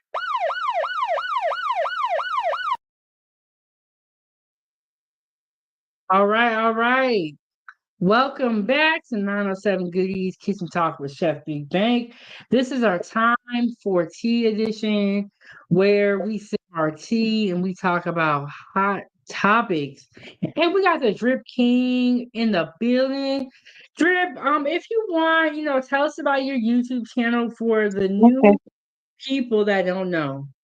Okay, so basically, for everyone that's coming, so my YouTube name is Young Riz, aka the Drip King. So basically, though, what I do though is music related content. So it's voiceover content with UK rap clips. So for all things UK hip hop, that's what I do.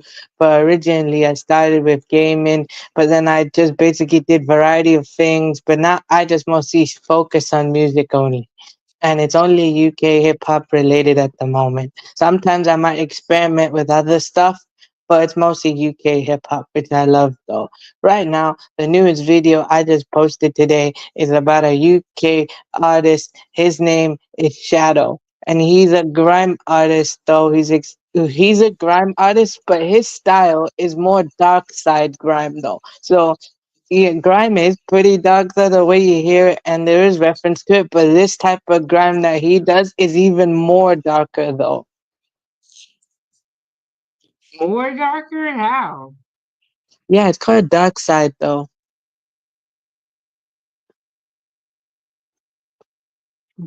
I'm good. I want to stay in the light.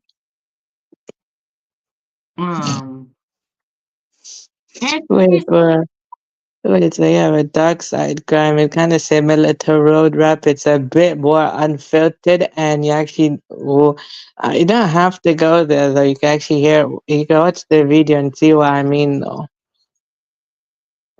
yes, and I will check out the video after we off of here. I will definitely check it Yeah, and out. I got And another premiere coming up tomorrow, and it's on the same guy as well.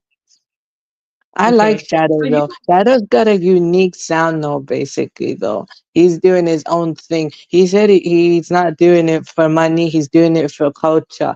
Because if he did it for money, he would have just jumped on drill more. And if he kept doing drill, he would have made more money, went mainstream and everything like that. But he said, I'm not doing it for money. I'm doing it for culture. He's experimented for drill though, but he mostly does grime and he sticks with it. So I can respect him for that. He's sticking to what he know and he's doing his thing.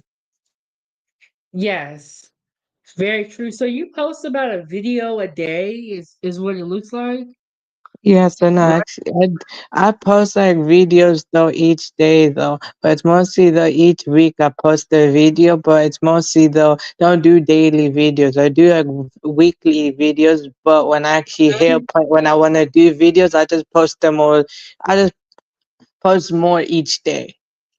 So basically, the way I Oh, post I changes see. though. So it's more, the shorts is more daily though, but then when I hit a number of shorts I feel good with, I just continue making videos.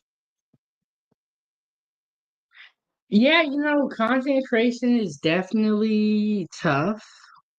Yeah, and then after when I'm done with a certain amount of videos, I feel I'll just take some time off. Yes, I agree with you on there. Taking time off. Sometimes we need that kind of like that cool down period to get our mind back to restart and just make things better. But now Yeah, we're for going to talk me, about mine those. lasts for 2 days, but anyways, we'll get to it. Sorry. Yes. So now we're going to talk about DOGE exposes government employees. And the reason why I brought this video to you guys, because it's very shocking, very irritating.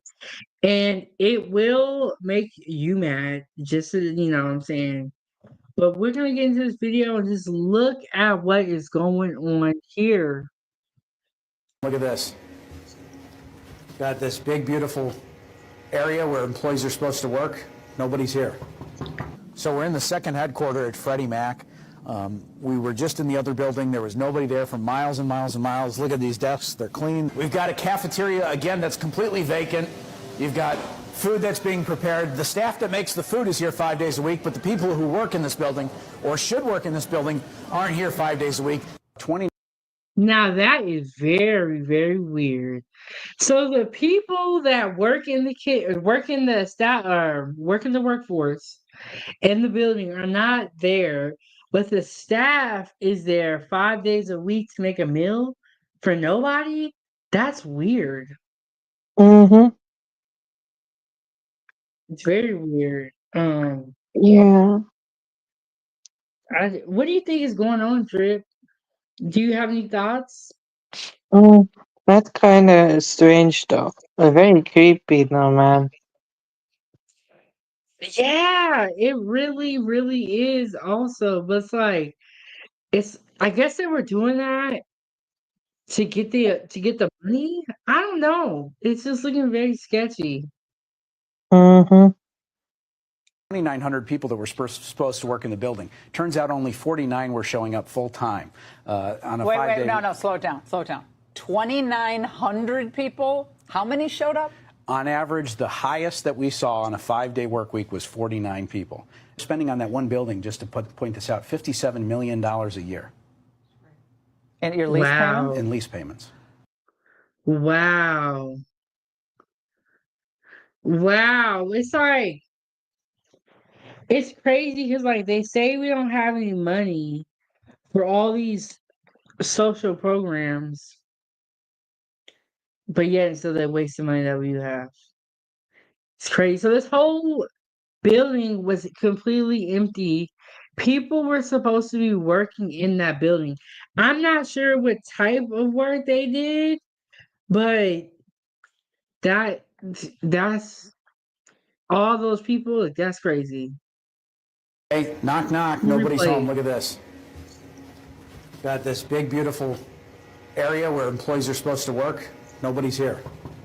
So we're in the second headquarters at Freddie Mac. We were just in the other building. There was nobody there for miles and miles and miles. Look at these desks. They're clean. We've got a cafeteria, again, that's completely vacant. You've got food that's being prepared. The staff that makes the food is here 5 days a week, but the people who work in this building or should work in Hey, Cheese World, what is going on? What is going on? this building aren't here 5 days a week.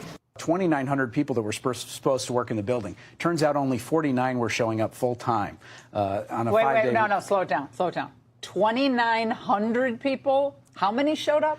On average, the highest that we saw on a 5 day work week was 49 people. Spending on that one building, just to point this out, $57 million a year. And your lease payment? In lease payments. Wait, $57 million a year in lease payments, and then the building is completely empty? That's weird. And why would the building cost that much? $57 million in lease payments, and there's absolutely nobody in the building except for the cafeteria staff. Do you really think it costs $57 million in rent for that building? Or is somebody stealing the money? What y'all think? 50, I never really didn't realize the number. It said $57 million in lease payments, and the building is completely empty. Why? Well, why is the building empty? A lot of people started working at home through COVID and kind of stayed, but I feel at this point nobody should really be at home.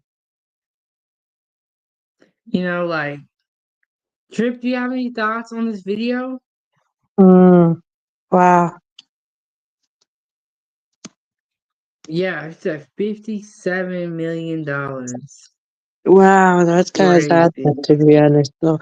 But it's not much for me to say, to be honest, because I'm in a different country. So I'm just observing here. So I see where you're coming from here. So I'm kind of looking I'm from the outside looking in. Yes, I definitely get what you're saying, and I'm glad you're on the outside. It's so that if I have any questions about the UK, and I just saw something. I think I might report on this tomorrow. I saw an article where it was saying that the government asked the people of the UK to stockpile items for at least 2 days. And it had something to do with the tariffs that were implemented by Trump. Have you heard Well, that before? Probably though, or probably not. I'm not too sure actually though. But I do check the news sometimes because I don't check the news so often though. So if I actually know something's up though, sometimes I either check myself or I just know. And someone, in my in my home, if they start talking about it, or like basically if I'm in college or wherever though, like doing my college things, if I go to my class and stuff like that, like in the course I do. So if I hear people talk about it, then I know, I know, not that I know though, but I don't check myself often sometimes. Yes. Yeah, I hear you. I hear you. But Because I it's would say draining though. I used to check news regularly though, and it's kind of draining for me though, so I kind of stopped doing that.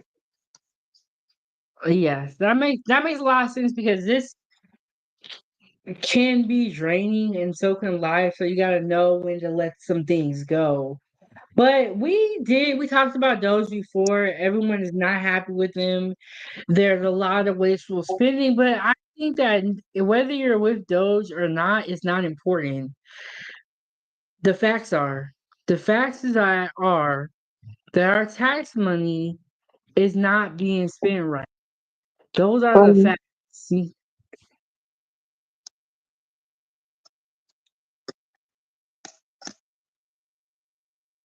So crazy, crazy. Um, but our government just seems to be very, very wasteful. well, I guess it's the same here as well. I guess it's a similar thing. I guess. Never know. It's similar here as well. Because with the UK as well, the UK has been on a decline since 2008. It's just that, but, they just found a way to be stable for a few years. Now, basically, that stability is gone. So now, basically, it's a full drop though, full decline though. Mm, So the UK declined wow. so much that younger people are literally wanting to leave the country. Got people leaving. Yeah, these young people are just don't listen to Instagram. Don't listen to any of those people. Okay, y'all? But Yeah, younger people wanting to leave the country, and I don't blame them, man. Even I want to leave someday.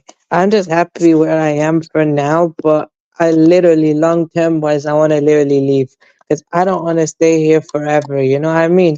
Because to me, I think anybody should want to stay in the same place. I don't think leaving the country is bad, but you gotta have your affairs in order, you just gotta like hmm prepare for I it. said long term in the future. I didn't say now. There's a difference. You know what I mean? I meant long term into the future. So that's my long term goal, though.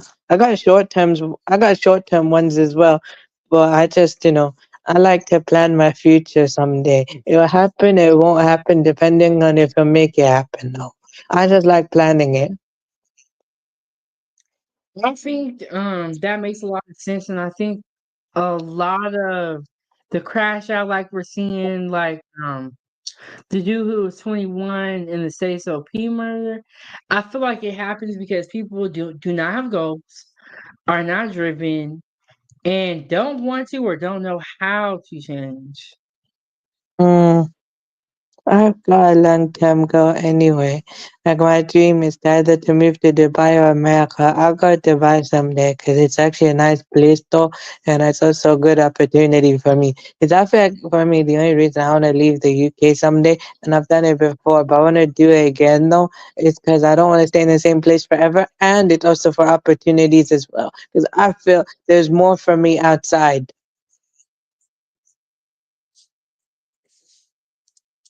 Yes, and like I said, I don't think traveling and leaving the country is a bad thing. You just have to be realistic about it. I Just be am realistic realistic. though. If I want to Oh, move to Dubai, I I know you are, and you have it together. I'm talking to the people that are not like you and don't have their head on their shoulders straight and I don't know what's agree. going I get you on. on that though.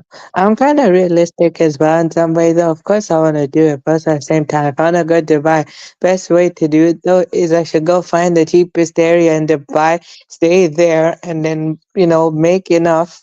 Then when I made a lot, make a lot, and when I've made a lot, then go to the most expensive part though. Because I guess though, I get how like with Dubai, some people actually don't get trapped in the illusion of Dubai as well, though. But actually, realistically, though, if you want to go there, though, and stay, find the cheapest area first, then basically go for the expensive stuff. Or if you already were pre-made like that, though, then just go wherever you want to go. I don't care. For people who's not like that, just go for the cheap area first. Yes, I think that that is good advice. And there was another I don't know if you guys know him, Hassan. He does content as well. He's always joining the panel.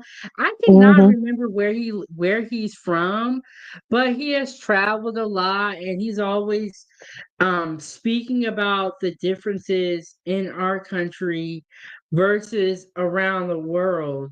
And I think it's a nice perspective because sometimes we can get so caught up into what we think and do, but it's like there's a bigger world out there. Yeah. Oh, wait, I know who you're talking about. I know him. Yeah, yeah, he's been around for a long time. Yeah. I He's hang out. always on panels and stuff. But Yeah.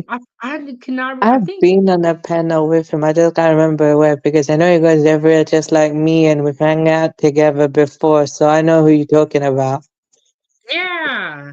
But I think he's living in Arizona now, but he's from I want to say Iran, but I could have it wrong. But he's traveled the world a lot, and he's always, talking about the differences between here and there. And he encourages people to travel, but just be smart about it. You're not going to go somewhere else and be acting the same way as in the U.S. Some of the things that Yeah, we do are I've not okay been. overseas. Wow. Okay, I'll tell you what though. I've been to New York one time in my life though, actually. 2016, I've been to New York on a vacation though. So I went on vacation one time though in 2016, went to New York because I got family there though. So we went to visit my cousin and her husband and stuff like that. And it was a good experience for me. I went to Manhattan though. But yeah, who you're with and who you're traveling with is very important too. Yeah, Like I know I travel with my Sayso, family though. Okay. I'll yes, tell you. like I Sayso travel with P. my family. So basically my parent and my siblings and stuff, I go with them. So I don't travel alone. I've never done that though. I don't travel now because it's Yeah. expensive to go as a family. Yes, and I know Sayso P and Sauce Walker were in Memphis. They were traveling. This is why it's so important the people that you have around you. Not saying that the people he had around him had anything to do with it, but you want to go with people that you trust if you are traveling. And Cheese Roll said, "Can you teach us to make pancakes? They are the most difficult thing on the earth." And then I posted, I've actually made pancakes a couple of times on live. I was just thinking about it. I don't have a short of it where I'm doing it in like 1 minute, so maybe I'll have to make a short on how to make Okay. pancakes. But you know what? You know what I love? when I started food content creation and I started sharing my food, people would be asking me to how to make the most simplest things like rice, gravy, and like chicken, like very simple things. And everyone may not know how to cook or they can do certain things, they can do other things. And I just want to say there's so much knowledge out here. Definitely subscribe to the YouTube channel, join the group on Facebook. Um, Okay. yeah, learn how to cook. Learn how Okay, to so I think cook. I could bake on my own those, and the other thing I could bake is I made pasta though. I was taught how to cook though, but I've not done it unsupervised. Oh, okay, okay, okay. And I that's know how another to thing. make some stuff though. It's just that in my home though, with the oven and stuff like that, I can do everything else. The only thing though, the stove, I'm not trusted yet to do it on. I'm not saying I can't though, but it's not that they don't trust me. It's just that they're kind of scared that I might burn the house though. So that's why I don't do it unsupervised just yet. I actually have to. When I do, I have to actually. They have to assess me and see how I do though. And when they feel confident, then they'll let me actually use the stove unsupervised. Well, Drip, you definitely got this. And I Yeah. always tell people you when you start cooking, you just do a little bit at a time. Don't try to get in there and be Gordon Ramsay or be, some of your famous chef. Just take I'm your not. time and do I what feels agree with you. comfortable Yeah. to For you. me though, I can use the air fryer by myself though. So if there's no food though, I just do the air fryer. Air fryer is very simple though. Yes, the air fryer is one of those kitchen gadgets that you got to have. Yeah, Like you all I gotta have have. to do is, yeah, pretty much preheat the air fryer first and then put the food in though. Sometimes what I did though is I put the food in first and then I just preheat it and then heat it again.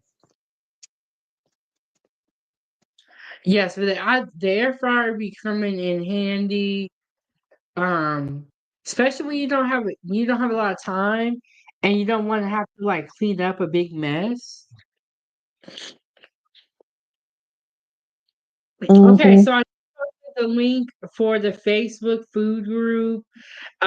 Check it out, check it out. Especially for someone who wants to cook more, you want some more ideas.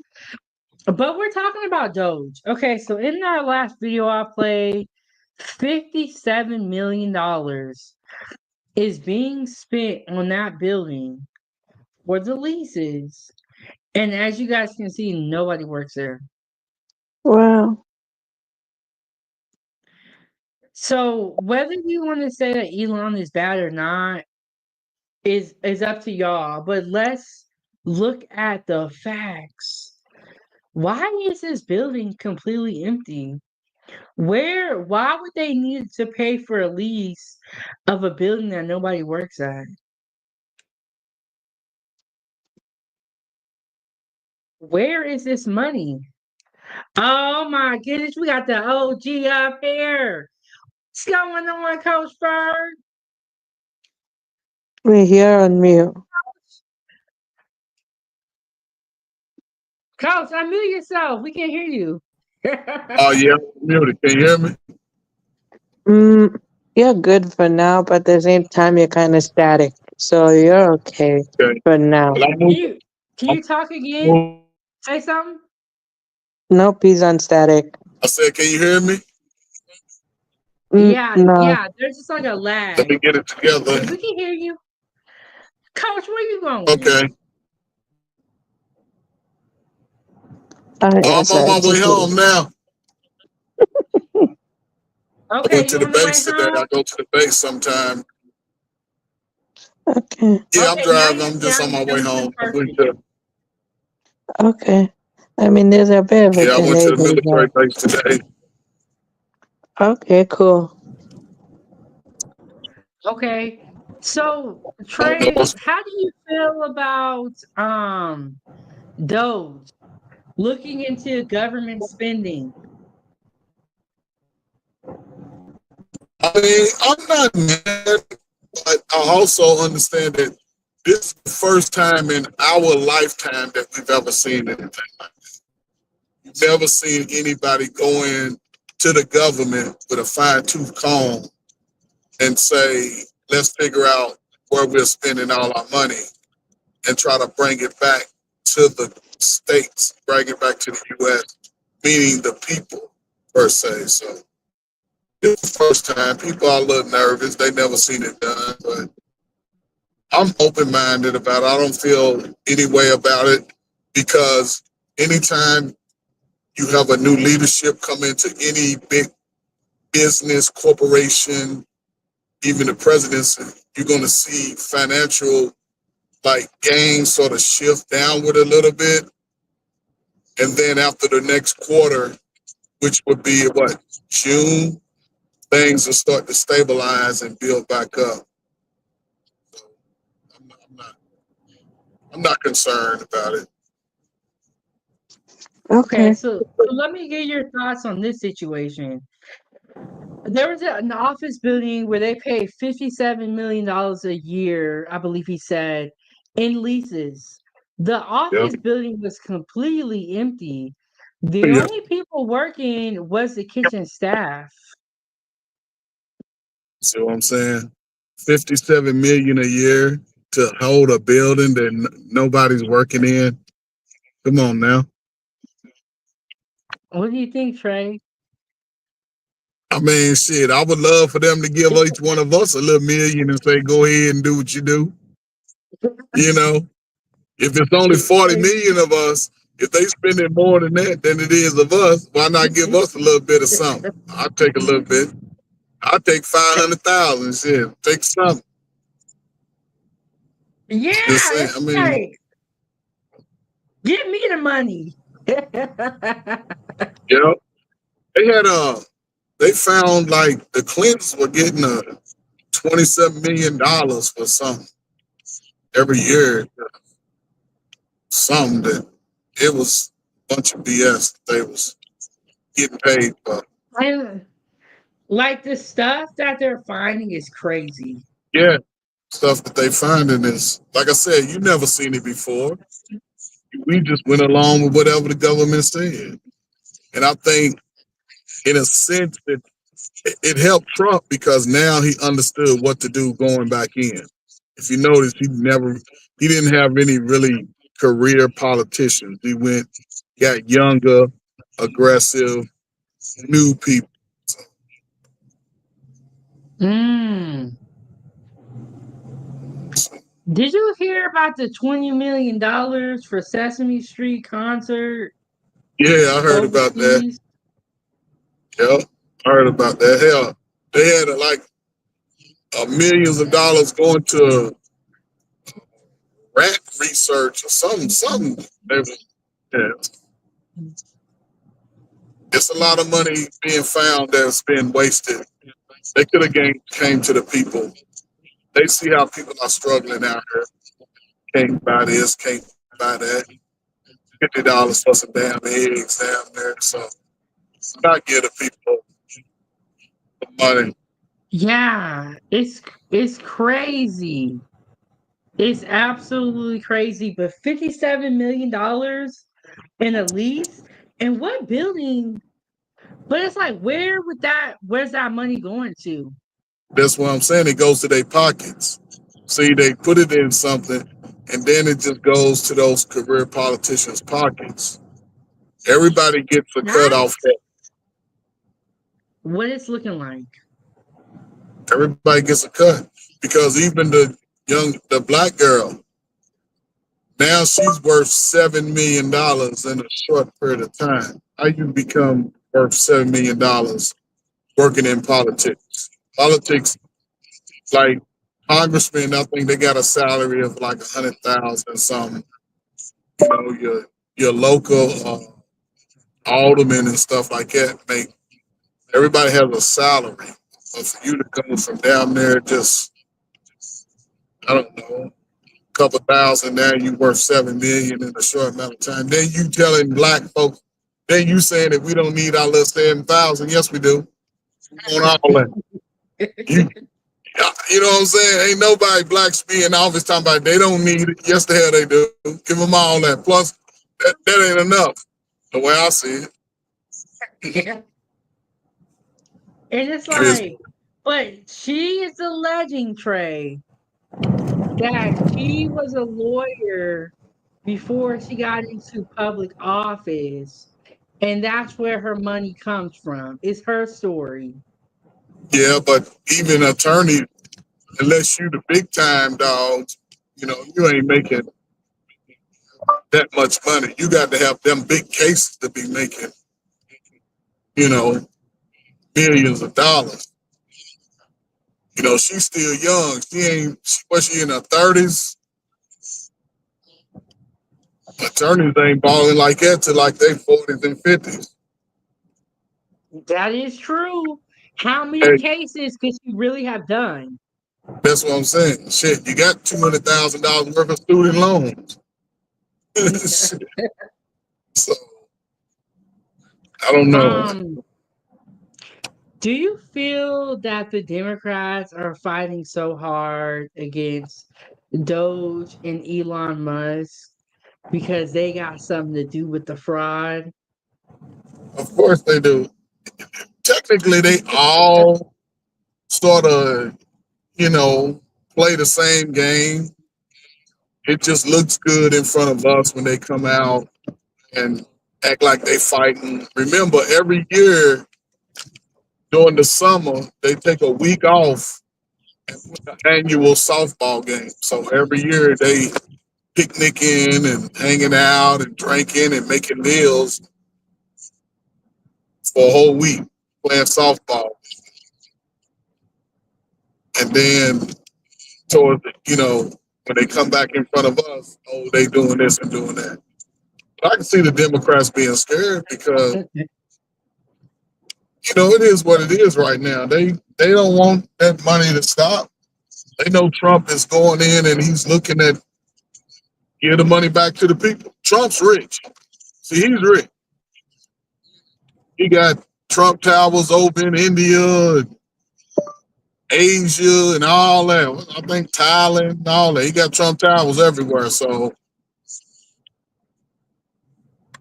he ain't looking. I don't know, man.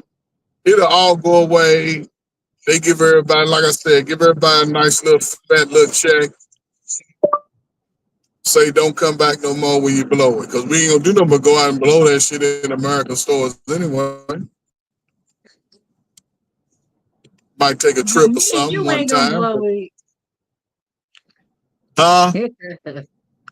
I said, No, I ain't gonna blow blow mine it. too. No, I'm just gonna add it to my little pile, and you know, it's only a few things that I need in life going forward. Give me another truck in 28. Huh? I said, what do you need? Well, I'm gonna get me another truck in 28. Get my last little truck. You know, I like to have a pickup and a big. I got a little SUV. I ain't do nothing. Pay my wife's car, pay my car. Might give me a little motorcycle or something, you know. Okay. That's about all I need. Are you gonna get the leather jacket and all that stuff? Yeah, I'm gonna have the whole kit. You know, I'm gonna get the whole kit. I'm gonna look. Yeah, I gotta do it right.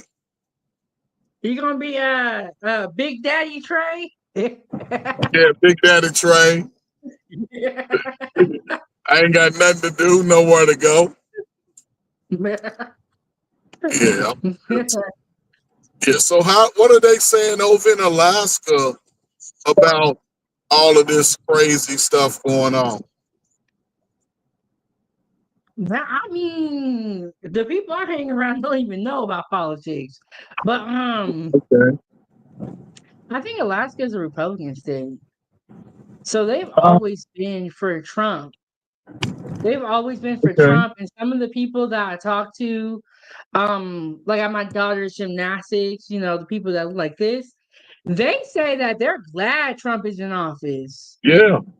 Yeah, And hell and yeah. and they're glad Trump Right? is in office, and they knew something shady was going on. I mean, yeah, And because I'm gonna go ahead. I'm sorry. go ahead, Trey. Go ahead. No, because if you look at it, like even the election, right? 80% of us still voted for Skamala Harris. 80%.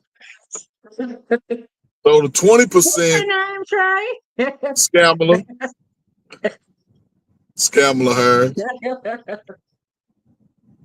The reason why I say that because at one point I was thinking about it, like, you know what, maybe because she could, but then she came out talking about she gonna give us weed and all the bullshit we don't need, letting our boys turn into girls and our girls turn into boys. See, we don't need that shit. We messed up enough. We don't need our young people going out here, everybody trying to switch it up. You know what I'm saying? You don't want your daughter to be playing basketball against a boy who's calling himself a girl. You know what I'm saying? Yeah, that don't make sense.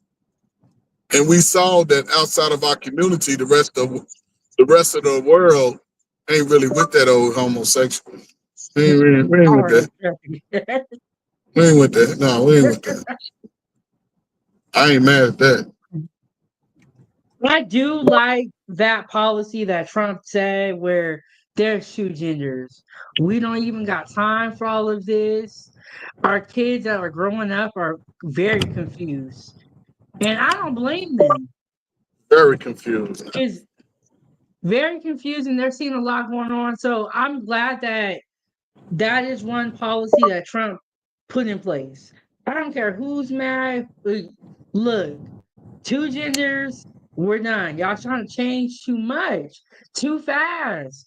Kamala was gonna have a free for all. Everybody can be who they say.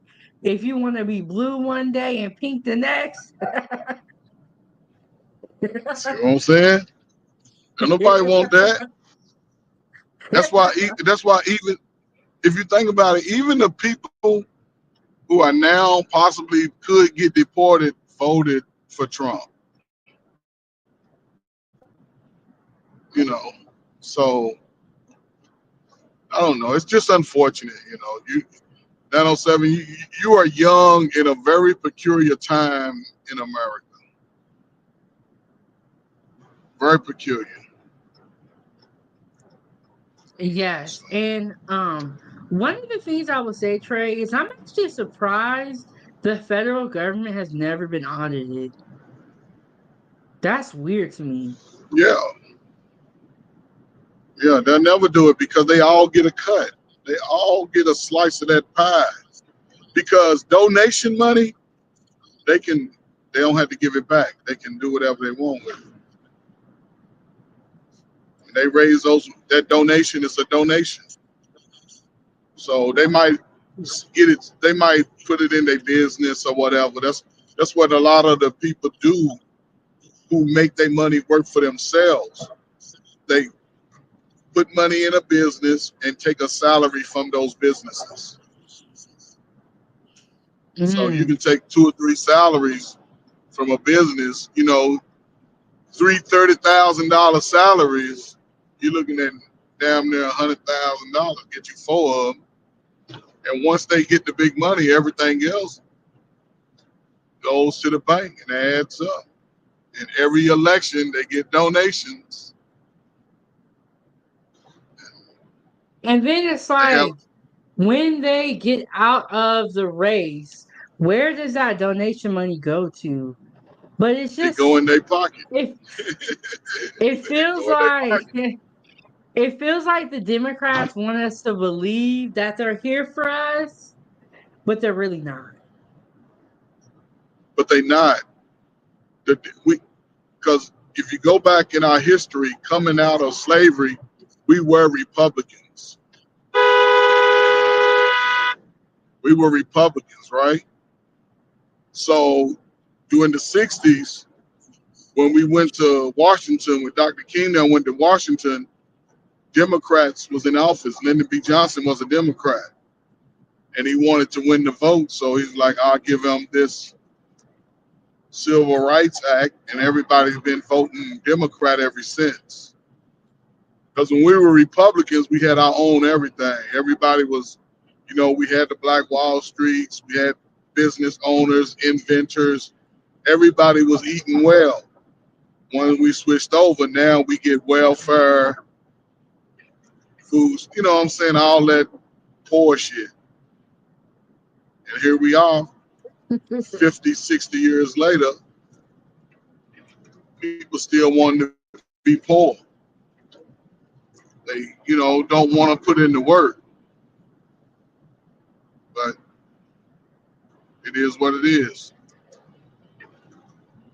Yeah, Angela said that's why Cornel West ran for the campaign money. I do believe a lot of politicians, in my opinion, run for the money. Because Of you see course, it's people that easy you money. know ain't going to win. Yeah, you see people that you know ain't going to win the presidency, running to be the president. Like, what?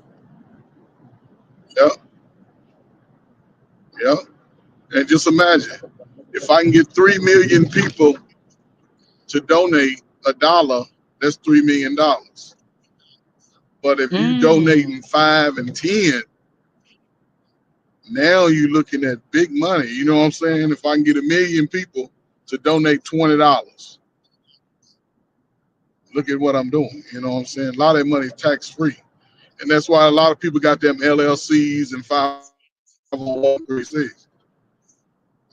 That's why they do it, because the money's donated, and I just have to, you know what I'm saying? You can do what you do with it. So that's the way to Yeah. do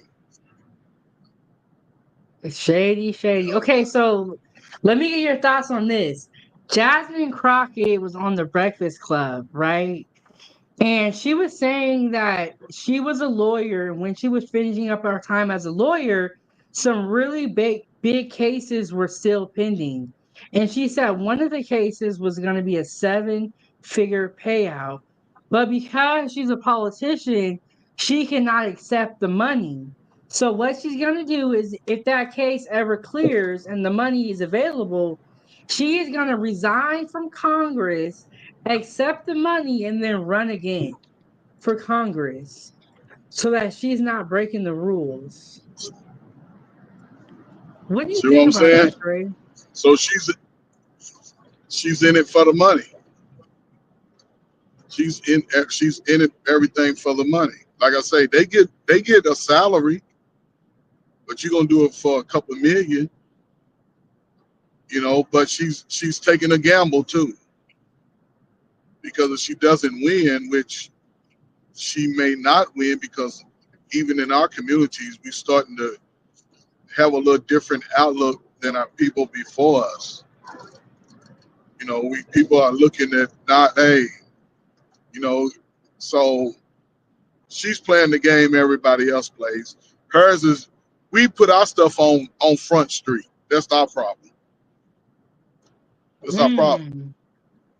We got to let everybody know what we're doing, and we always want to know what we're doing, but don't want to know what other people are doing. Joe Biden and Bill Clinton created a law to send black men to jail in the 90s. The 3-strike rule.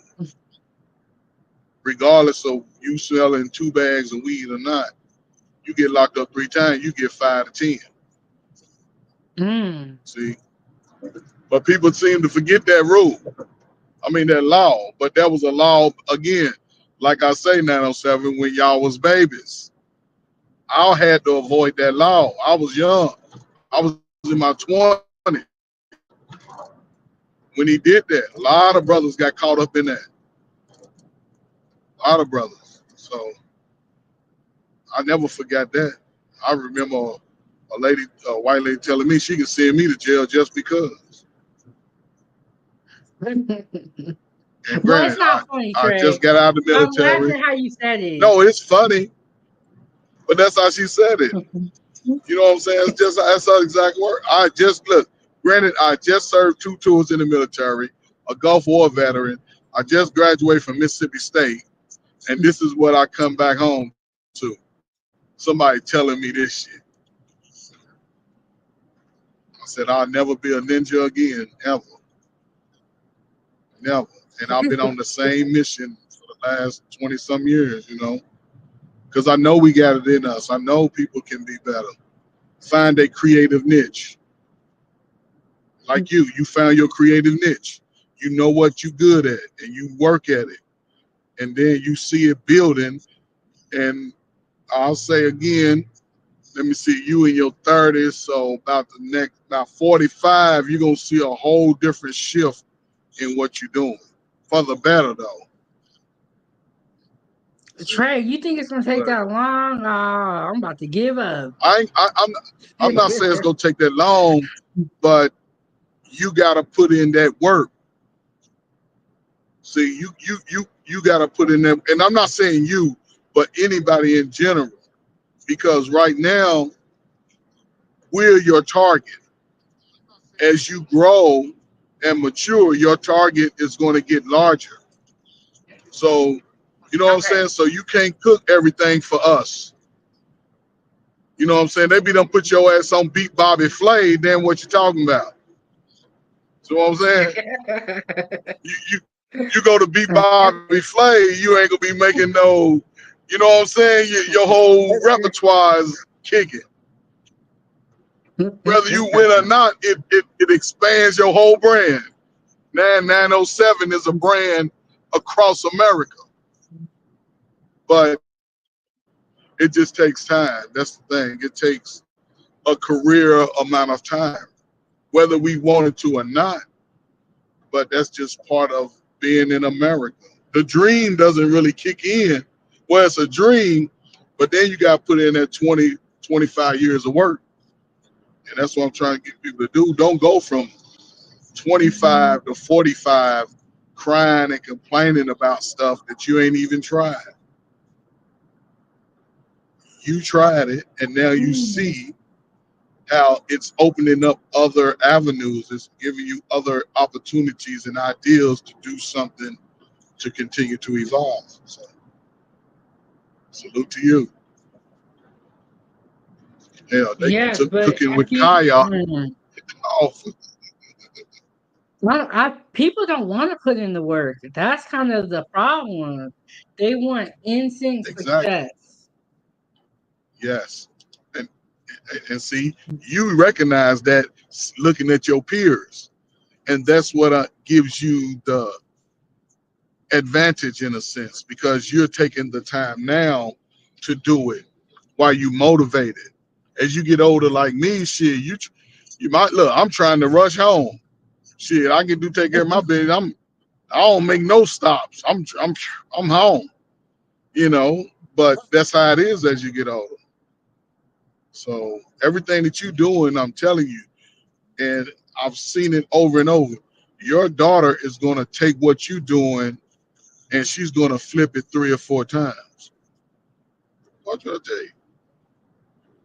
What did I tell you? Yes, and you bring up a good point. You know, the kids are the point. Like, people forget the point or don't care about the point, but it's the kids. It's not all this other stuff, all the arguing, the bickering. Hey, what's that gonna do for the kids? Nothing. Make them give up. Make them think less Mm. than of themselves. That's what it's been doing the last 35 years. You know, everybody say the kids are bad. Well, who teaches the kids? Everybody with kids be saying the kids are bad. Well, Yeah. who's teaching the kids? You act Who's like they teaching just them? woke up bad. See what I'm saying? Unstructured. What the hell? Ain't you the teacher? Well, the schools ain't teaching them. That makes no sense to me. I don't know, man. I just be It's just like everybody is playing the blame game, I feel. yes. It's like, look, leave me Now out I'm of it. sorry. I'm tired. I keep telling you, I, I may sound a little harsh when I say the things that I say, but and I say it that way. Sometimes I be facetious so people can see it. And what I learn is, when I be going off sometime, not a lot people give me some pushback, but not a lot. You know what I'm saying? But they'll go off into something else. But I don't look at stuff just based off where I grew up. I look at what is around the country, and it's happening everywhere. I can see if it was just in isolated spots. It's everywhere. Everywhere you go, young folk are crashing out. Young folk are giving up. Young folk are trying to, not putting in any effort to be better than their condition. It's the mama's fault. It's the daddy's fault. It's the girl's fault. It's the boy. It's somebody's fault. Instead of saying, you know what, now is my time.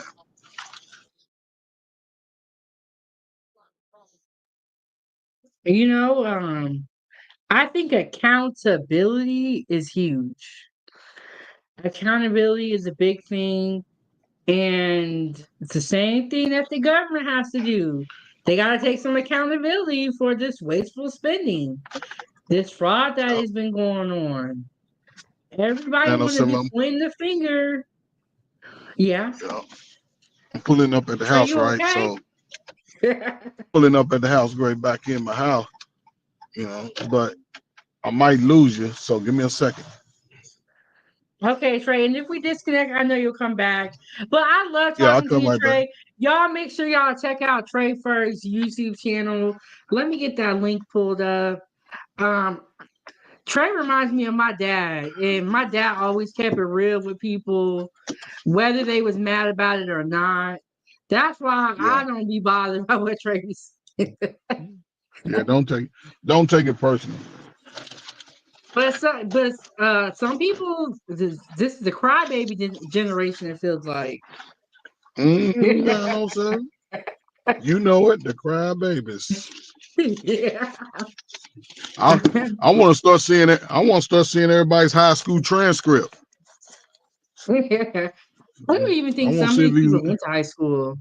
Or That's what I'm saying. I didn't want to see if they finish. graduated. There you go.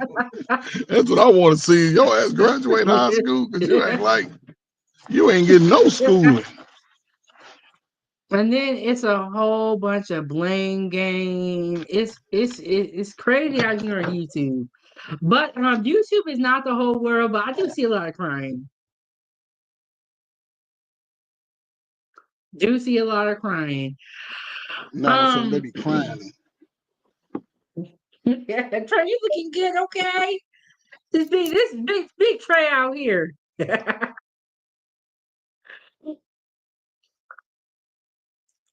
Okay, and shout out to Emperor, the lord of the moderators, Emperor and Big Bad Bull.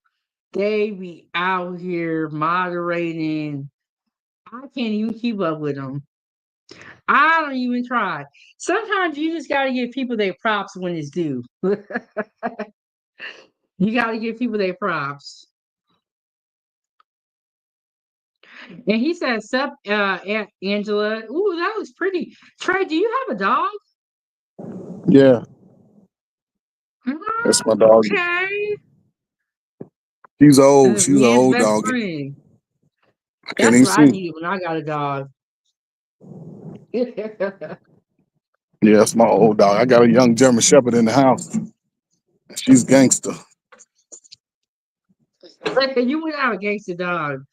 Yeah, gangster. Come Emperor on, doggy. said, what a candidate doesn't spend on their campaign, they get to keep the money. Wow. Okay. I want to see if you guys can remember this. Remember after Trump ran and lost? Didn't he ran and lose the second time? And then he re-ran? Okay. Or I think it's when he won, but there was a lot of money that was donated to his campaign. And no, he had won because his inauguration, they were saying, was low budget.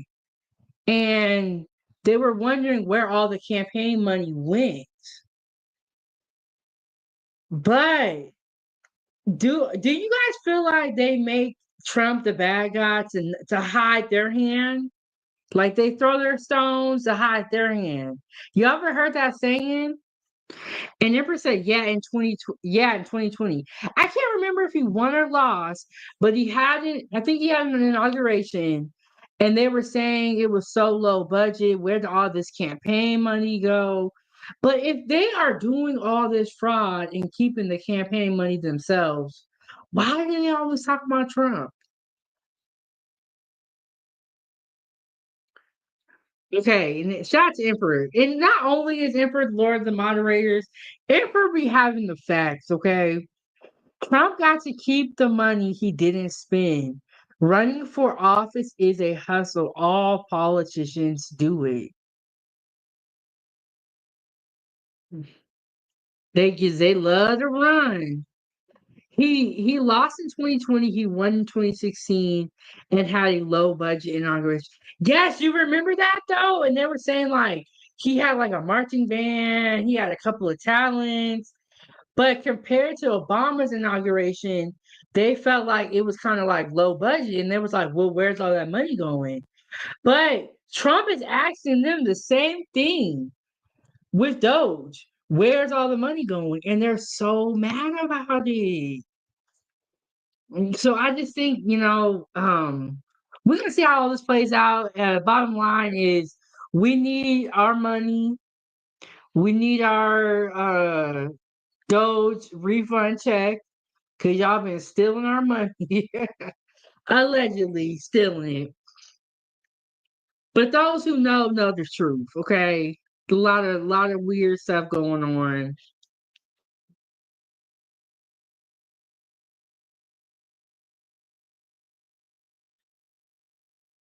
Okay, and I'm gonna drop Coach Ferg's link so y'all can go subscribe to his YouTube channel. And Angela said, yeah, they're all corrupt. We demonize Trump more than others. And I'll be honest with y'all. They they had me on the I don't like Trump bandwagon because I was blinded. But then I was like, you know what? I feel like everybody is shady, but y'all are real shady.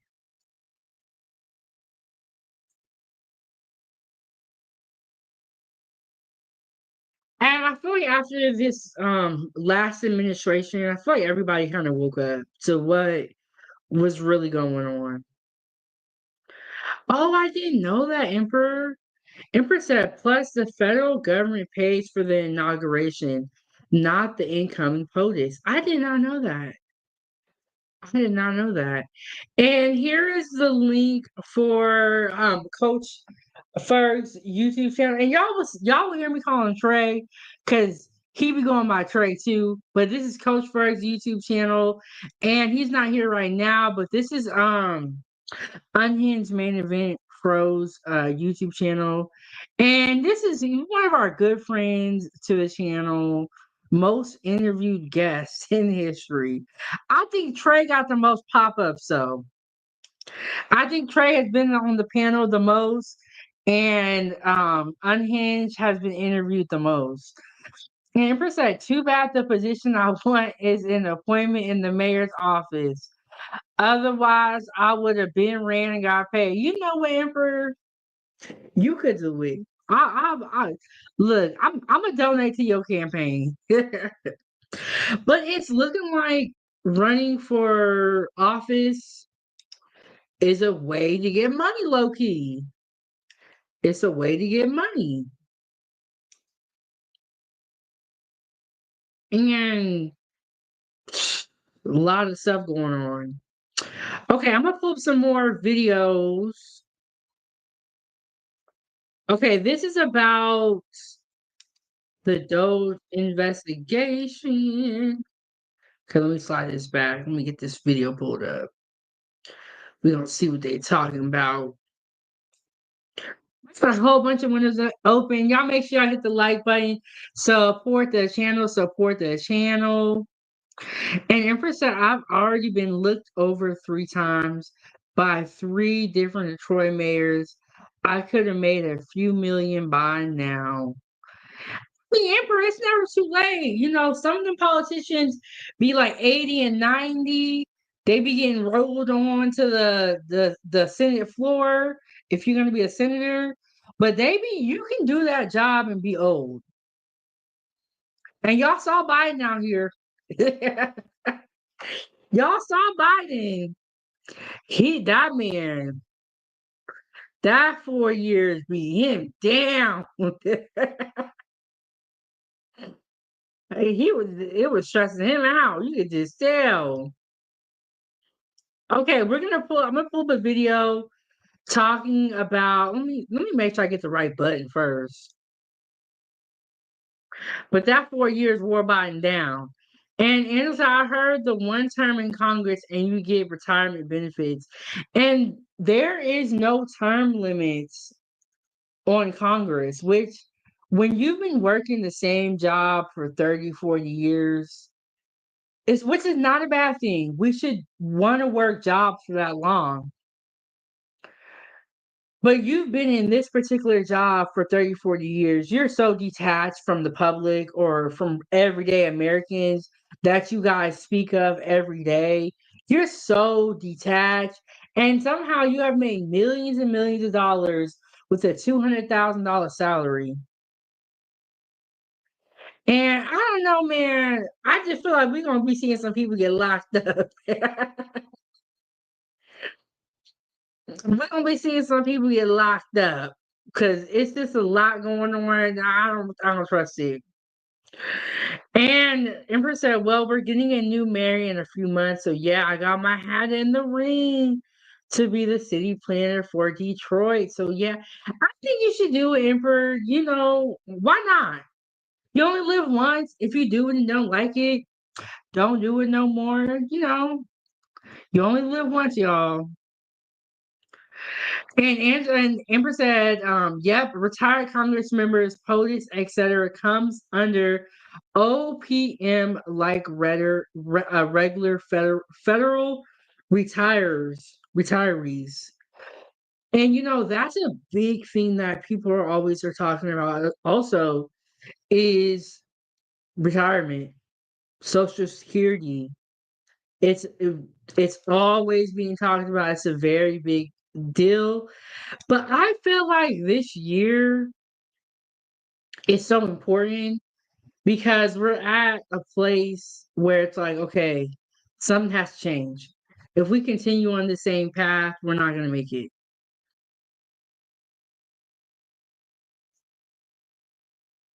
Okay, here we go.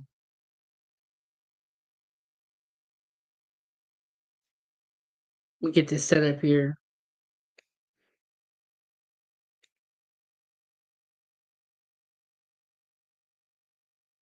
Okay, y'all.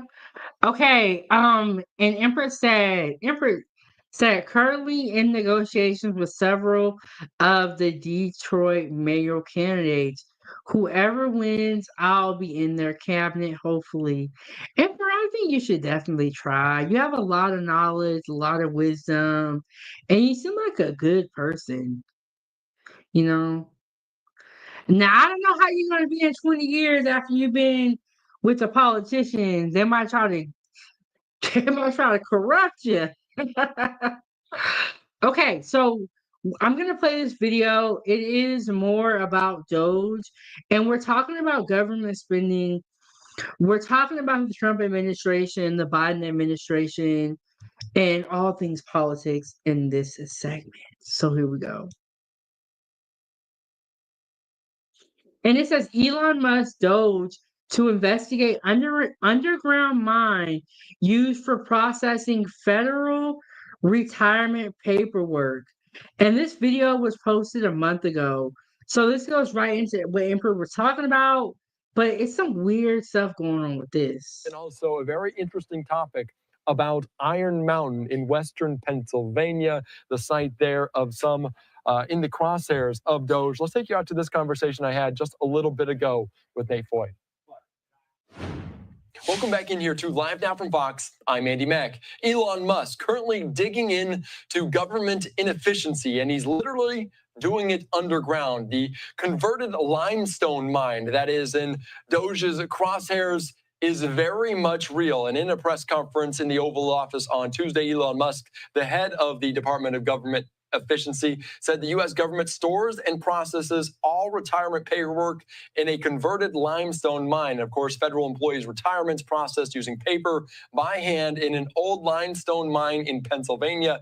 700 plus mine workers operate 230 feet underground to process roughly 10,000 applications per month, which are stored in manila envelopes and cardboard boxes. So this is very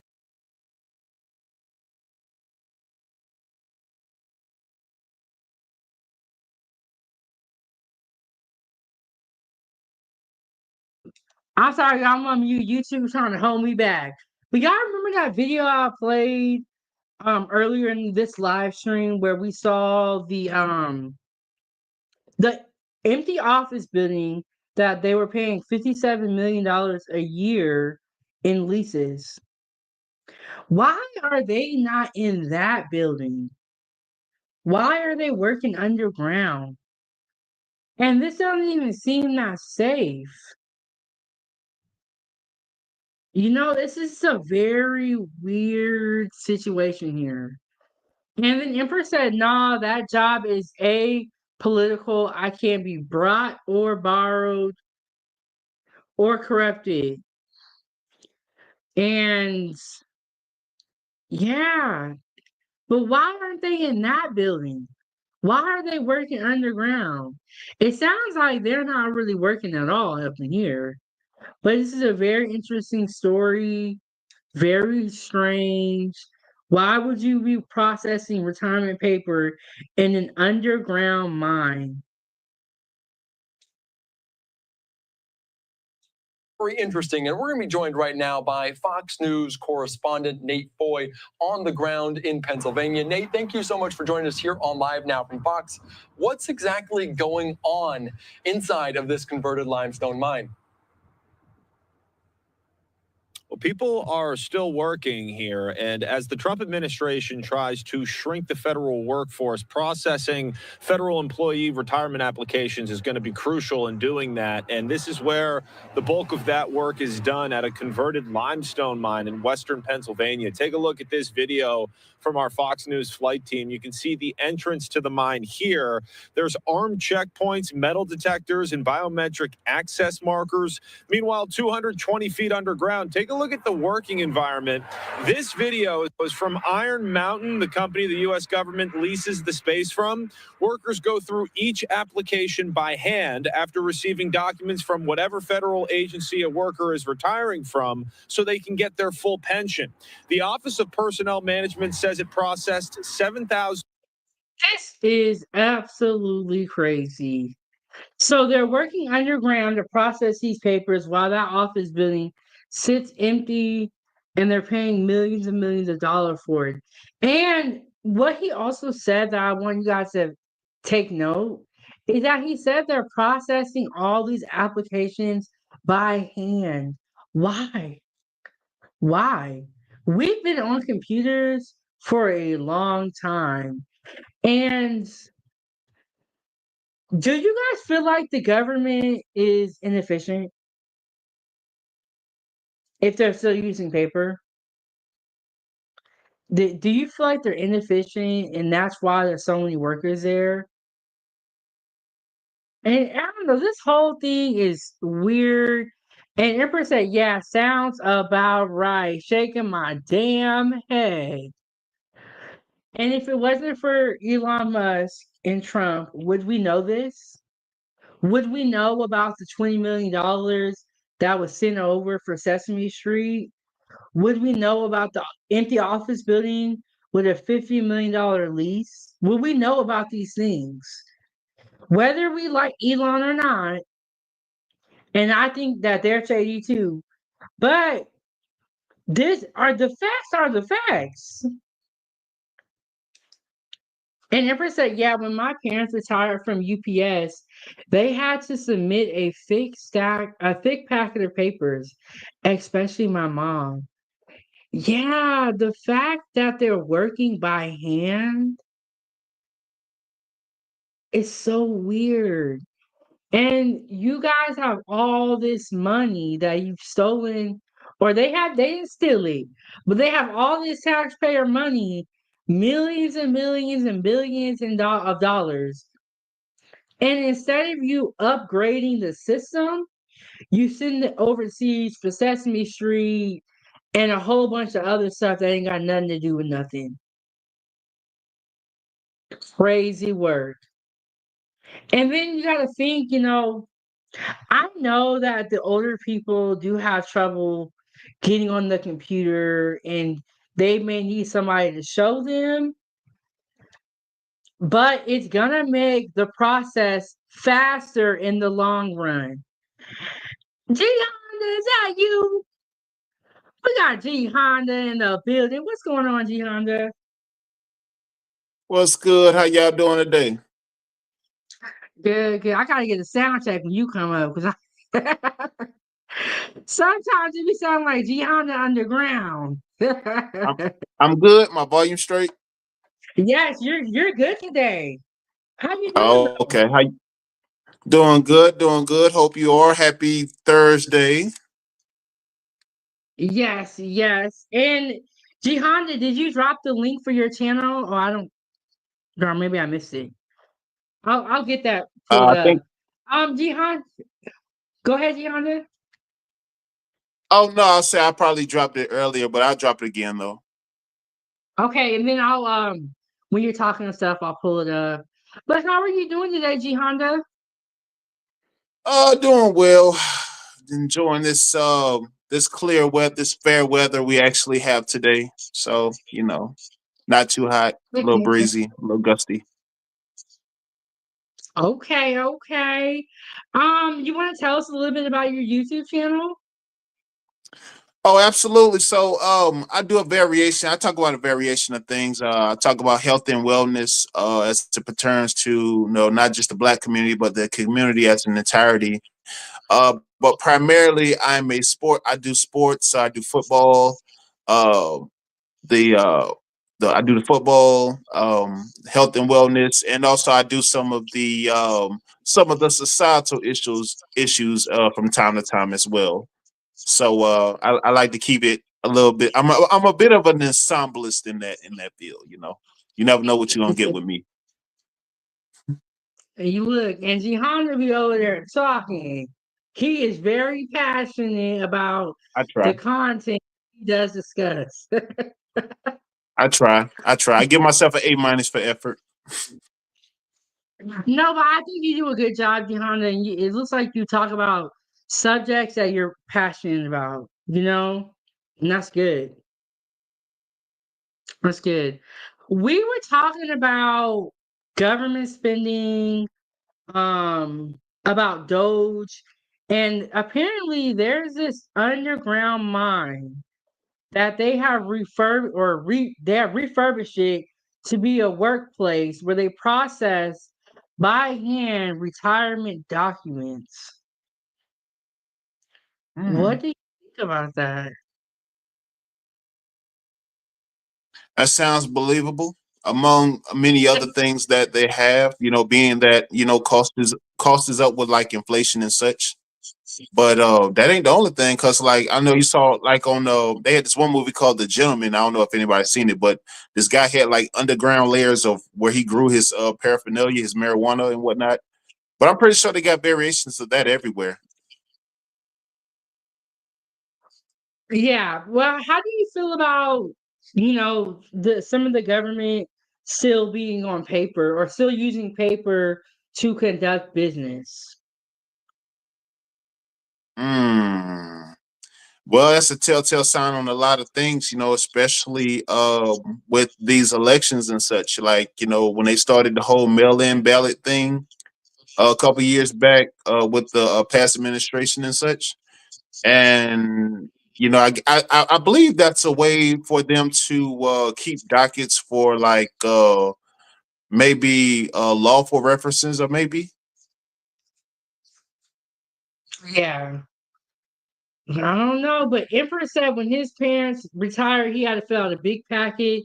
He said USPS then sent my mom's retirement packet, the hard copy to OMP headquarters in DC. See. That's a lot of work that you got to do. It's almost feeling like they don't want to pay nobody, Man. or they don't want people to get retirement. Nah, they don't want to let go of that pension money. I mean, that's a lot of hoops. And Angela said, I bet a lot of those government workers are friends and relatives of politicians and appointees. Ooh, and this is a good Yep. point. Angela said, there will be more errors Very doing much the so. man. That's a good point, but it almost seems like they really don't want to pay, so they're making it really, really hard, in my opinion.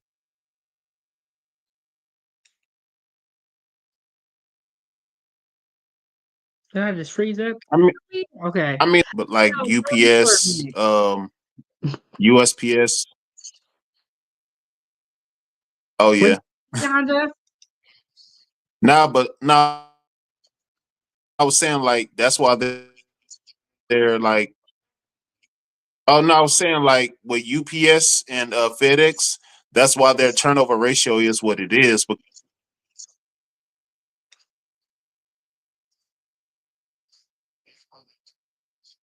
can you hear me? Oh, okay. You said I could for a little bit and then it kind of like went kind of weird. You said that's why their turnover rate is what it is. Yeah, like if any company that like don't want to fork out extra money owed to its employees, like they turn over their turnover, like hire to fire workers. Yeah, it seems like they don't really want to pay, and that's okay. So Empress said, when my mom retired, they told you if you mess up one form in the packet, you have to request an entire new packet, and a new packet takes 8 weeks to show up. Dang, that is. Do you have to pay for the form? 8 weeks. So why would it take 8 weeks?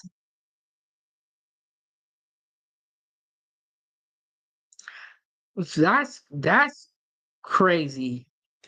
Okay, so I'm gonna play a little bit more of this video, G Honda, and then I'll get your thoughts after the video.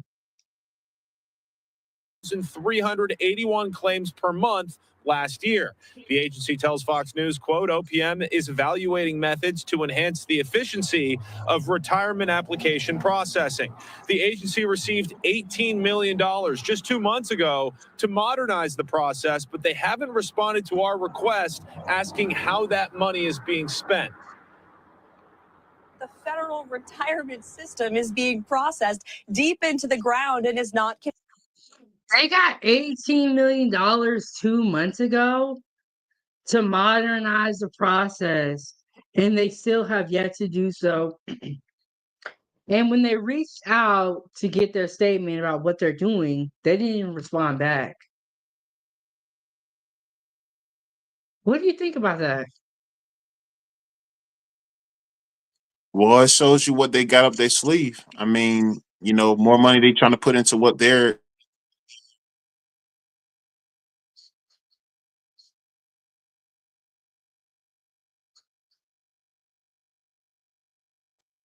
Okay, Gianna froze up. You froze up. You said more money that they're trying to put into their. Nah, like more money they trying to put into like what they got down the line instead of the taxpaying citizens where who they really robbing. But it's like, where's all this money going? We're talking about millions of dollars. Some of us haven't even Until seen they're $1 million in our lifetime. Yeah, but I mean, if you look at like all this stuff that they're trying to do, all this futuristic stuff with AI and nanotech that they're trying to do, like with all the bots replacing, like, you know, taking over the shipping and commerce and all the extra stuff, Elon, because you got to realize Elon Musk got his hands in so much stuff.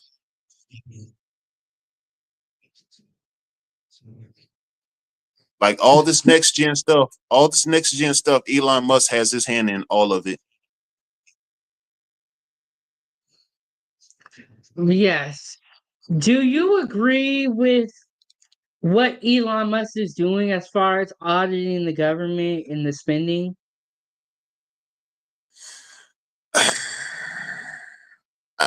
I mean, I can't really say, but with him sitting at all the meetings with the administration, I mean, hey, he there for a reason.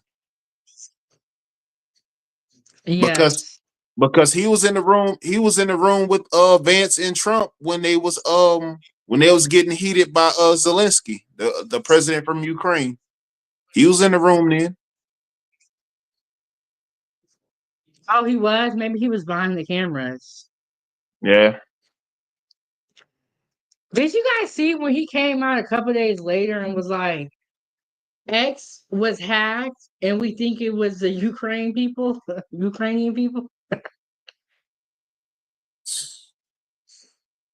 Wow, word. I don't know, man, but let's get back into this video. Let's see what else she's gonna say. Computerized, and the president and Elon are shining a light on the truth about our federal government. So people at home are probably wondering why we're still doing it this way in 2025. And the answer is, since the 1980s, the U.S. has invested more than $100 million to try to modernize this system. And they've failed every time because essentially it is too complex. And then during the Obama administration, they doubled down and hired more workers to continue doing it the old way, but at a faster pace. So here we are. Musk really exposed to millions of Americans how this all works, and now the Trump administration is promising to make changes. Yeah, it's so very interesting there. And of course, we've seen similar things with the government, but NORAD in Colorado Springs, but that is a military operation. Do you notice the entrance to this place just off the road? Is that something that is a little bit apparent? Yeah, the entrance is right behind me. This car coming up this road right here, just past it. You pull right in, and then there's a checkpoint. We're not allowed actually on the property, so we're on the side of the road right next to the mine right now. All right, it's so very interesting. Nate Boyd. Wow, so there you have it, $100 million to modernize the federal government, but yet and still it's not modernized. All they did was hire a bunch of workers so that they could do the job more efficiently. So what do you think that they're not telling us? I don't know. That's a good question. I haven't thought about that. But what do you think they're not telling us? This could be the first round. This could be the first trial of, you know, what they doing with this AI and with this nanotech, because they already started using like the nanotech in the hospitals. I know like a lot of the hospital a lot of the hospitals here, like they started using like the nanotech for like people with heart issues, people with bone marrow issues, you know, and certain things of that nature. I can't really be too descriptive, but yeah, they using the nanotech little by little in the hospitals now. Right. What is nanotech? We're So not as smart as you. me neither. I don't say that. I'm not. I only look at like a lot of these things. These are next gen things. So these things I just look at. I can't really explain it, to be honest with you. You're gonna have to research it, to be honest with you. But it's just one of those things to where nanites. it's like a futuristic thing. They use it for infrastructure. They're gonna be using it for infrastructure. They're gonna be using it for healing on the body. It's many variations to use it, but you would have to actually look at it more in depth for me to do it any justice whatsoever. Okay, and you're saying that they're already starting to use it. Yeah. What is the downside to nanotech in your opinion? It could be just as destructive as it is useful. I mean, like it has its pros and cons, you know, depending on how it's used. But you would really have to actually look at it for me because I really can't actually put it into words, 907, unfortunately. My apologies. Okay. I've never heard of that before. So shout out to the Foodiegang. Y'all be teaching me stuff. um, but do you think the government will get modernized now that Elon is a part of the process, or now that Trump is in Oh, office? oh, for sure. With all the resources that Elon Musk has, he has, like I said, he has a lot of stuff up his sleeve. You know, him, Bezos, and all those other guys, all those other big wigs. They have a lot, like especially like with the infrastructure, and, like with all this advanced tech that we have now. Oh yes, more for sure. And then he's like the Wow. right hand. He's like Trump's right hand man. So we're gonna see a lot of changes. And the Democrats are not happy. Well, not just the Democrats, but a lot of like people are not happy. They may have lost their job, or they may have a kid who is transgender. Like, so a lot of people are not gonna be happy, but some people are. And we're just here to report on what's going on. That's all we do. Yeah, That's all we I don't. do. Yeah, I don't know the whole thing behind, like, you know, the federal workers losing their jobs, like, or even if it's like an appeal process for that. Like like it had to be some wonky crooked stuff going on behind the scenes, like for them to for all of those federal layoffs. I mean, that was my assessment. Yeah, and it's like, well, are you guys down here processing papers by hand? I mean,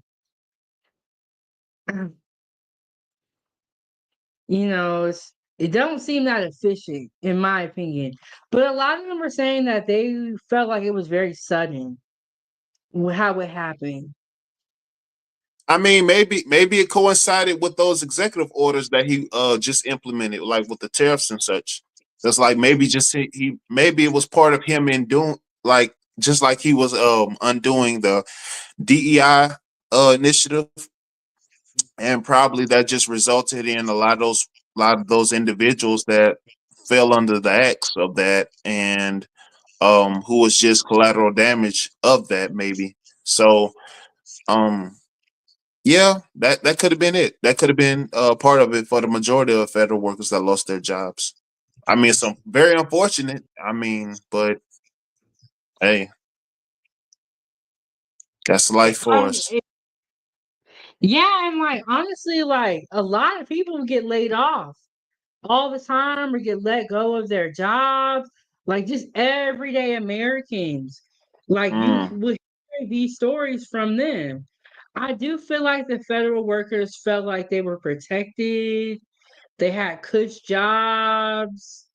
They was gonna be in it for the long haul. mm. Is what Yeah, they thought. yeah. Unless some of them took advantage of doing like the Cooties 19 money, or some of the are dibbling into stuff that they shouldn't have been dibbling and dabbling into. So I guess that, like I said, I guess that's just part of a lot of undoing that was like backed up, like before COVID, during the COVID period, and because a lot of that happened with when they forked out a lot of that money, when the Trump administration forked out a lot of that money, and then they had like a lot of leverage to do. Well, the federal government had a lot more leverage to do much more stuff. So I guess that's just part of the undoing. You know, Trump, the administration trying to clean it up.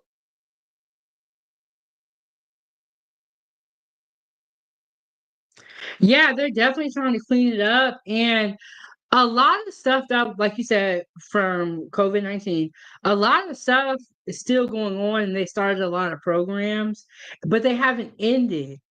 And we're in 2025, and so he ended a couple of those programs. There was one program that I recently just discussed. It was the USDA was paying millions of dollars for students and food banks to have fresh food and fresh produce from the farmers.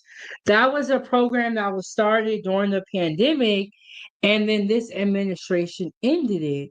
But the way I feel, Johanna, is that fresh fruits and vegetables should be a part of the budget permanently. It shouldn't have to be an added on program. It should be necessary. But a lot of people were mad about that, but that was another pandemic program that just never ended.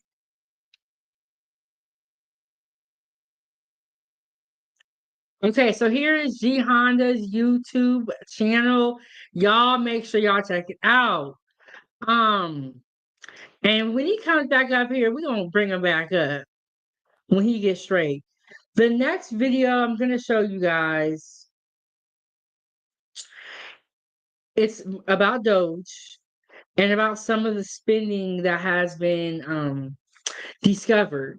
So this is a very interesting story, and we are gonna get into it. So let me pull that back up. Oh, I messed it up.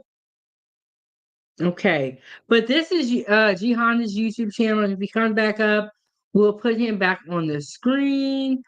Let me go back into do the screen share. But this is a very interesting story, very strange.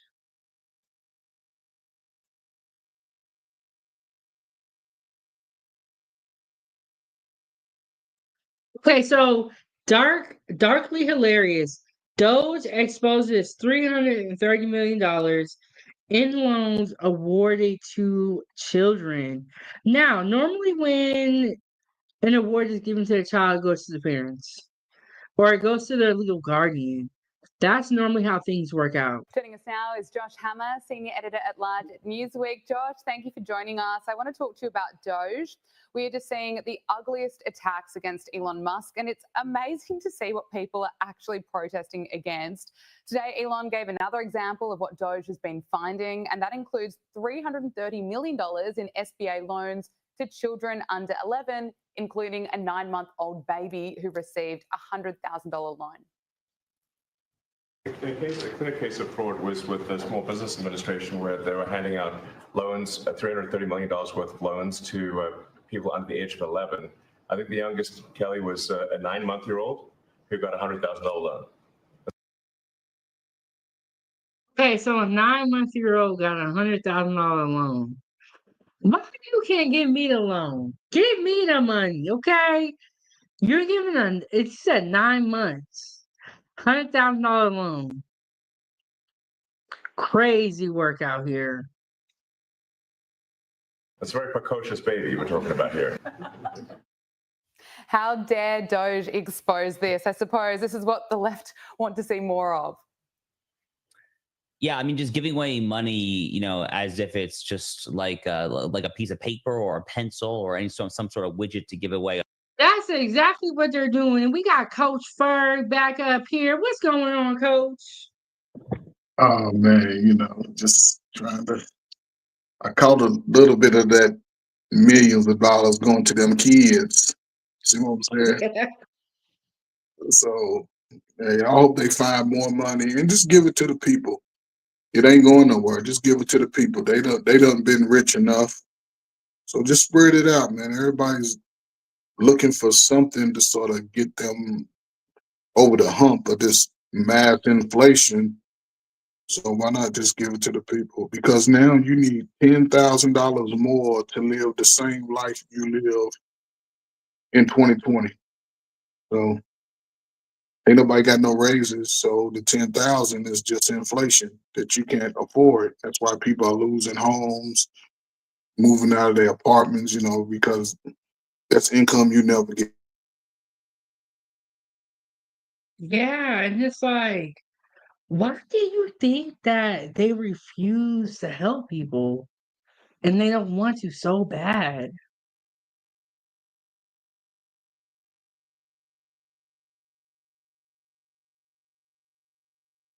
Coach?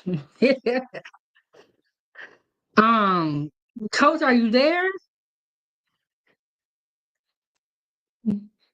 I don't know what happened to Coach, y'all. No, sir. Can you hear me?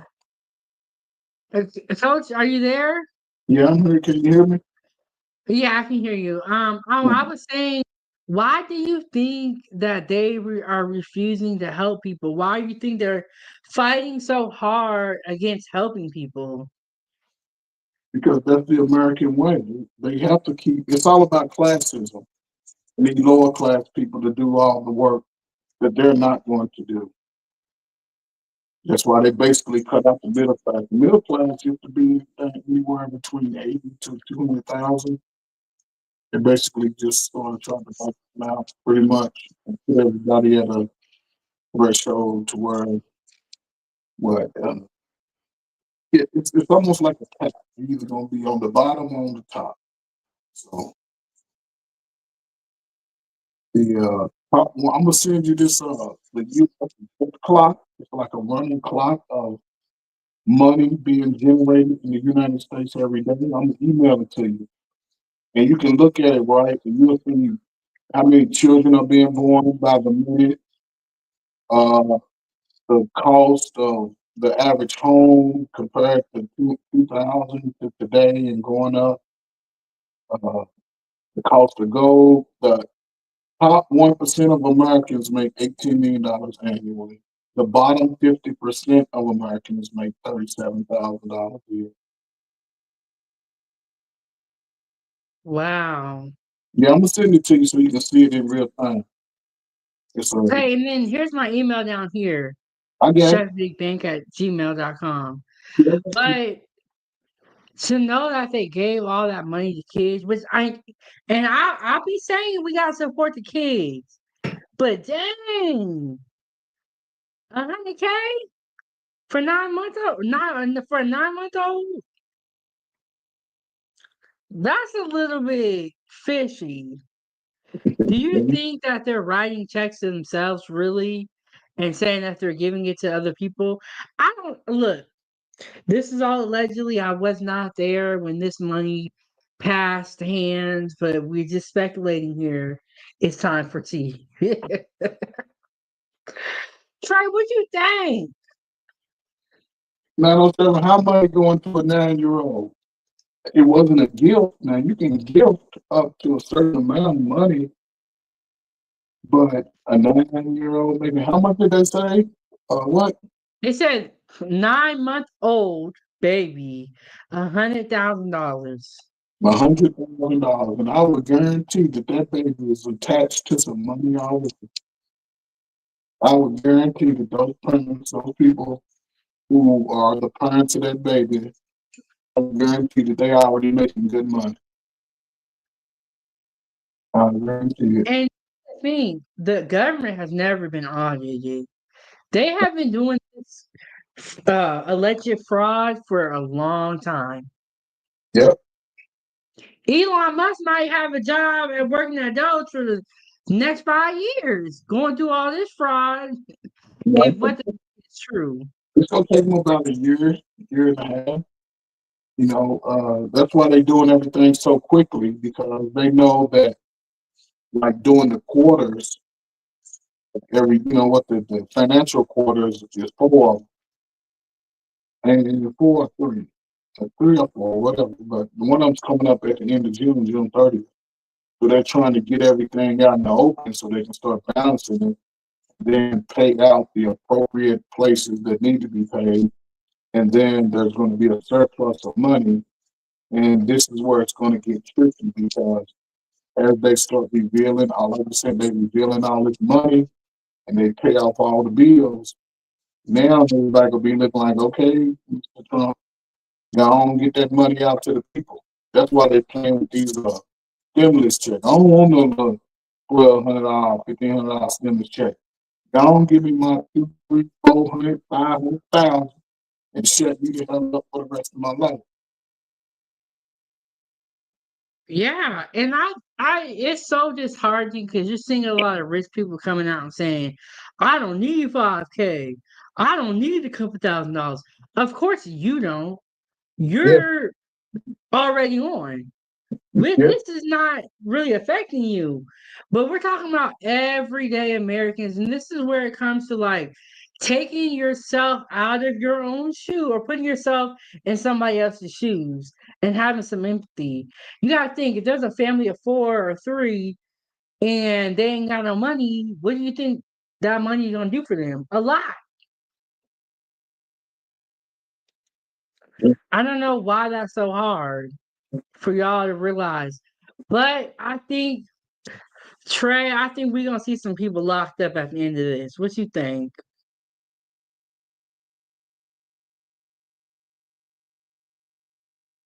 You think so? Yeah, I do. Just because the amount of money that is going around. Because then you gotta think, if all this money is being sent to these different places, well, who's sending it? Who's doing it? The U.S. government.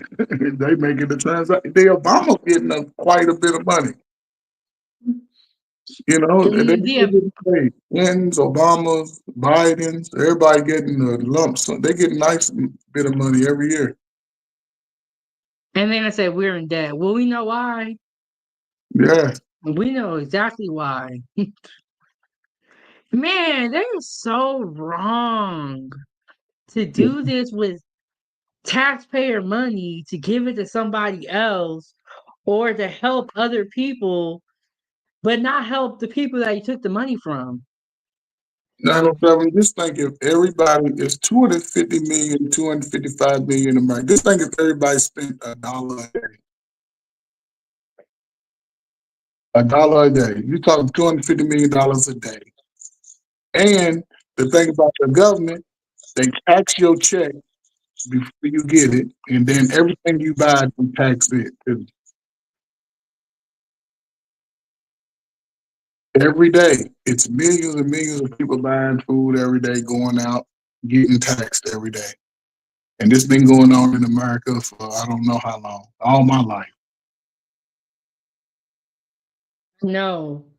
And then they say we have no money. How? When everybody's paying so much in taxes on everything. You pay when you get your pay. You pay if you go shopping, if you live in a state with sales tax. You pay on your house in taxes. Everything is taxed. And then you are taking our money and sending it overseas for Sesame Street. Why these kids don't even have food out here, or some of them don't. Some of them are homeless. But you're spending our money other places. This is like, bro, you need to get beat up for what you done did. Talk about turning your back on your own people.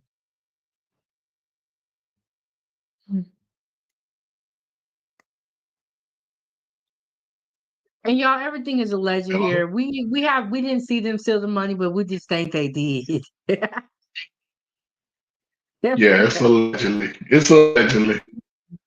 It's allegedly that we get all our money, but we know we don't. So But it's just crazy because like and you have been paying taxes for years. I'm only 31, all so your I life. ain't that mad, but I know you feel some type of way. You know what? At this point I don't, because you know I'm retired and I'm on the other side of it, so I pretty much get all of my money. And you know, but again, think about it. They tax my parents, your parents, my grandparents, And it's been a continuous thing over the last 150 years in America. And all of that money doesn't get sent back out to the people.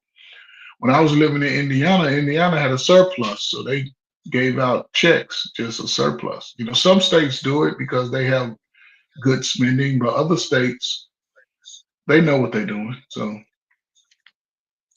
it makes me so sad because I think about our school system and it's like all this money that's being taken and they're giving it to these babies and they're giving loans to these kids, which is sketchy. But why are y'all not putting no money into the school system? And we're why would wondering why people are running around here and don't know how to act. they put money in the school system now, Seth? Why would they? I want To you help people, but they ninjas don't to want to do that. correct. See, logically, that's what it's supposed to do. But I want you to remain poor. Now schools don't even teach like they used to. When I was in school, first through third grade, you sat in reading circles. Everybody had to read aloud. Everybody in the circle, and you was graded on that. I mean, not that maybe you stutter or you had issues reading. You wasn't grading on that. You was graded on whether or not you participated. So you couldn't get around it. And that also eliminates a lot of the fear of speaking in front of other people. So you reading in your little group every day, every other day, couple of weeks go down the road, now you're more confident. And the same words you couldn't pronounce, they couldn't pronounce either. So everybody laughed at each other and everybody cheer each other on. But that was a time where people came out of high school with ambition. When I came out, everybody wanted to work. Everybody was trying to get a job. Everybody was joining the military. Everybody was going to college. You fell in one of those lanes, getting a trade. Few people fell to drugs, but a lot of those people that fell to drugs, they stayed home. They didn't want to leave the cities. And most people my age are retiring now. And most people in their 50s are retiring now because they've been on their job for 20 years, 30 years since they've been out of high school. So Things have just really changed, and I don't know, Trey. I don't know, like what. I don't know what's gonna happen, but I know one thing. I'm gonna be right here to talk about it. yes, yes. And like I said, you one of the few that have taken control of their future. And you involving your child, which is probably I'm telling you, you might not see it yet, but by the time she's probably a senior in high school, your baby gonna be on cruise control. On cruise control. And look, whatever college give her the most money, that's where she go. Because a college name doesn't mean nothing unless you're going to Harvard, Yale, Stanford, Cornell, the big time. Every other college is just a college. You can go to the lowest HBCU and you can go to UCLA, and the degree is the degree. Unless you go into those Harvard, Yale, Stanford, Cornell, those schools, Ivy League schools, everything else doesn't really care too much with. So that's where people may misunderstand it because, yeah, it doesn't really matter unless you go into those big schools. And whichever school give your baby the most money and they have what she's looking to study, that's where you send her so she can get them checks every 3-4 months. For real. For real, you get them checks. Yeah, I agree with you. And the other day, or probably a couple of months ago, she was asking me about college. Oh And man, she shit, was I like, would "Mommy, does everyone have to go to college?" I was like, "No, you don't have to go to college. It's up to you. But the important part is to learn a trade, to learn some type of skill." Yeah. And it's still college, the trade, they're just untraditional college, and let her know, look, mama's educated, so it would be beautiful if my baby was educated too. Yeah. Hey, But anything you Trey, need about, go ahead. when Ava grows up, she about to be 8. when she grow up, college is gonna be super expensive. But hopefully she gets scholarships. And I think that But she will. 907, she is going to get scholarships. She's going to have college paid for. Believe me when I tell you, because what you don't may not see is that the engagement that you get with your daughter, it transcends years. I'm telling you. When you why should I tell you when she turned 15, 16, right? That's the most troubling years for teenagers. Your baby gonna be so chill, she gonna be looking at other teenagers like, mama, them kids is crazy. I ain't messing with those kids. Look, Trey, she be looking at people like that now. Yes. And now just imagine when she's older and she can say something. She could be like, mama, I ain't messing with them fools out there. You could be like, but again, I'm telling you, it transcends. I work with a lot of young parents. When I was working in the schools, I used to talk to a lot of white parents, right? And one thing I've adapted from them early on is that they have conversations constantly about careers and paths that you can take. And they sit down and they look at all of the avenues. But the more they keep them engaged, the more self-sufficient that those children become as they get older. And that's the way you want your baby to be out here self-sufficient, independent, but also, Yeah. staying out of trouble. That's a very important part. And in the beginning, we were talking about, Sayso P and Sauce Walker and that whole crime thing. But staying out of trouble is the easiest and the best thing that you can do for yourself. Yes, and one thing you see now that a lot of people who back when I was a teenager and early '90s, when I talk about my favorite generation, a lot of those people chose to go out into the street and live a street life. But what they didn't think about is that when they get older and the life starts to change and you start realizing, like, let me grow up. If you gotten certain offenses on your record, then you're stuck. You're working at McDonald's, Taco Bell forever. Maybe, but hindsight is 2020. So a lot of people don't think about that.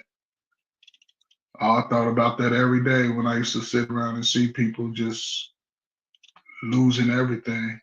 I'm like, no, I'm not gonna let a drug take me out, and I'm not gonna let the system take me out. Have I been locked up? Yeah, but I got locked up one time for suspended life. I didn't know my license was suspended. And in Trey, Chicago, you they was lock locked you up up for before? yeah. Shit, I'm a black man. I can't even. I got locked up. I ain't never been locked up until I graduated college in 2001. I done survived the neighborhood, went to the military, served in a war, went to college. I graduate college. Now all of a sudden they gonna lock me up. How you gonna lock me up on some bullshit?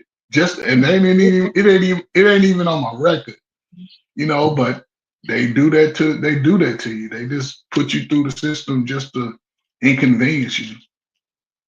They thought that I had ended up, and the thing about it, when I got locked up, I got fired from my job, right? And when I went to court and told them what happened and showed them the paper, they was like, okay, sir, you free to go. That was it. That was it. I was like, nah. Wow. And that's when I left my hometown because I'm like, I'm not gonna be here. I just got out of college, 2-time war veteran, honorable discharge, and I come home and this is way up now. And when I went to Chicago, I made a whole nother life. Everything worked out.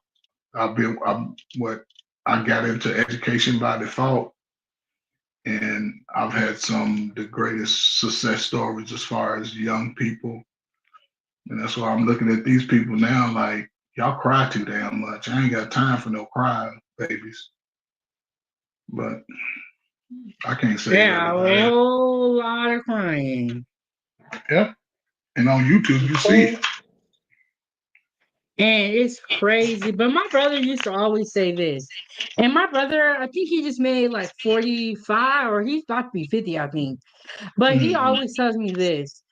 He was like, when you try to take shortcuts, as Yes. far as like, gang banging, selling drugs, what happens is that you end up going to jail, you get locked up, right? And you get out of jail, and everyone else is so far ahead of you. And so then you really lose that time. And like Trey said, then you got to work at Taco Bell. And then you're like forced into that same lifestyle instead of just putting in the work when you were younger or, not doing things the right way. You trying to take shortcuts and trying to make fast money is not going to work out for you. You're going to jail. You're going to end up, not here anymore. Just do things the right way and you don't got to keep redoing them. And that's what he would always say. That was his advice. Is like, do things the right way. Stop trying to take shortcuts. 907. So you've already had this message, what I'm saying. So your brother was spot on in telling you that when you take shortcuts, you also miss out on opportunities to learn and be better. But hey, I've always took things the long way. Only time I used Yeah, to I take was shortcuts. very fortunate to have my brother. Shout out to him. Always has positive advice.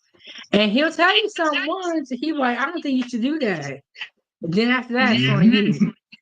Exactly. That's the way it should be. That's the way it is. You know what I'm saying? And just imagine, right? Let's just say your brother took the route of a lot of dudes and say, I'm gonna get out here and get in the streets. Eventually, he would have got locked up, or he could have been taken out because years ago they was taking brothers his age out that was trying to be out there in them streets. A lot of them didn't make it to 50. So just imagine if either something would have happened to him, you nor your sisters would have had his protection or his advice. Yeah. But Trey, somebody can give you advice if they want to. But if you're not ready to listen, it doesn't matter. Yeah, you're spot on, and that's why when I say what I say, I know I'm not talking to everybody. I know that it's just YouTube's allowed me to get the word out, whether it sounds Yeah. pretty or not. Yeah. Yeah, and then whoever want to listen, gonna listen. And who don't, I'll be saying we told you so. I ain't even gonna tell them that. I'm gonna tell them stop crying, pull your pants up. Stop crying. I mean, I had a father. My father used to tell me everything, whether I wanted to hear it or not. And he never made it sound good. He used to tell me, you get your ass out, go boy, your ass gonna end up in jail. They're gonna be getting you in the booty. I'll be like, man, what you talking about? That's what they gonna do to your little pretty light skinned ass. Yeah, I wasn't going. But like I said, man, at this point, especially now in our time, you being years younger, I'm probably old enough. I know I'm old enough to be your daddy. But it's the same as if I tell my own man, you're doing exactly what you need to do. You're right in the space where you need to be because you can provide something to the world and have your child engaged in a positive way. And when it's time, you will get all the blessings that you're due to get. So don't ever feel discouraged. Well, Trey, I'm glad that was your message for me today because I was feeling like today I was like, man, I do the same thing every day, and I feel like even if you're on the right path, sometimes you are gonna feel like you're playing a losing game. Like it's okay to have those feelings, but thank you for saying all the positivity. I needed to hear that today. I'm sorry, I keep making noise, but the 907, I keep telling you, when you come outside your door, right, Leave your feelings in the house. Well, I'm a woman. I can have my feelings. No, listen. Your feelings are for the loved ones, the people that love you. That's who your feelings with. But when you come to this hard world, leave your feelings out of it so you can not get. It's like, and I used to have to tell my students this all the time. When you come out into the world, and I use myself as an example, I'm an asshole to the core. I don't care about your feelings. I ain't gonna care about your feelings when I say go do this job. I ain't gonna care about your feelings when I say be here at 8:30. I'm not caring about your feelings that you got a child. And that's why I say when you and I'm not saying I don't care, but I'm outside of your family. I don't care. So when you leave with your feelings out of it, you just look at things logically and deal in the truth. If you look at it just logically, what could happen if I do this? What could happen if I do that? What could not happen if I do this? What could not happen? Try to look at it from all four corners and then make your best decision. And if sometimes you're going to make mistakes. See, that's what people, they act like if they make a mistake, it's over. No, you don't know what it's like 907 to be 40 years old. You don't know. So when you get to 40, you listen, this nice little sweet 907 to be here, you're gonna be like, man, I'm telling you, because it's a different lens that you see out of. I'll tell you, it's a different lens. So, like I say, you doing things that are keeping you engaged, and those things pay off when you're ready. That's the thing, they pay off. In 20 years, 907, how old would you be? I would be in 20 years. Oh my goodness, 51. 907, 51 years old. Come on now. When I was 51 years old, I thought I could lift the world up off the damn axis. You're going to be so strong. I'm telling you, you are not going to care about people whining and crying. You're going to be like, but again, this is just a unique time that you're growing up in. You're a young adult in a crazy, you can see the crazy. You growing up with the crazy people. But as long as you stay consistent and doing the things you do, you will be leaps and bounds above 51-year-olds when you get there. So Yeah, I do agree with you, Trey. People is the world is going crazy right now, but it's important to stay grounded, do what makes you happy, and then express positivity, stay prayed up, believe in the higher power. In my opinion. 1000% 907. That's all I do is believe in the higher power. That's it. I don't rely on people, to make things happen for me. I do it myself. I don't, what I'm saying? I've just always been like that. I've always been a loner, but I've always had a lot of friends. I've always, and in my heyday, in my 31-year-old days, I had a lot of lady friends. You feel me? Now I don't want none of that shit out there. I don't want none of that garbage out there. No, I won't want none of that trash. Me and my wife be talking all the time. She like, if something happened to me, you find you somebody? Hell no. I'm gonna be a straight up. I ain't finding nobody. I ain't sharing nothing with nobody. I'm gonna be all this bad shit. Some people just need to get somebody and sit down. Stop trying to be with all these different people, and it's just too much. Get you one person and sit down.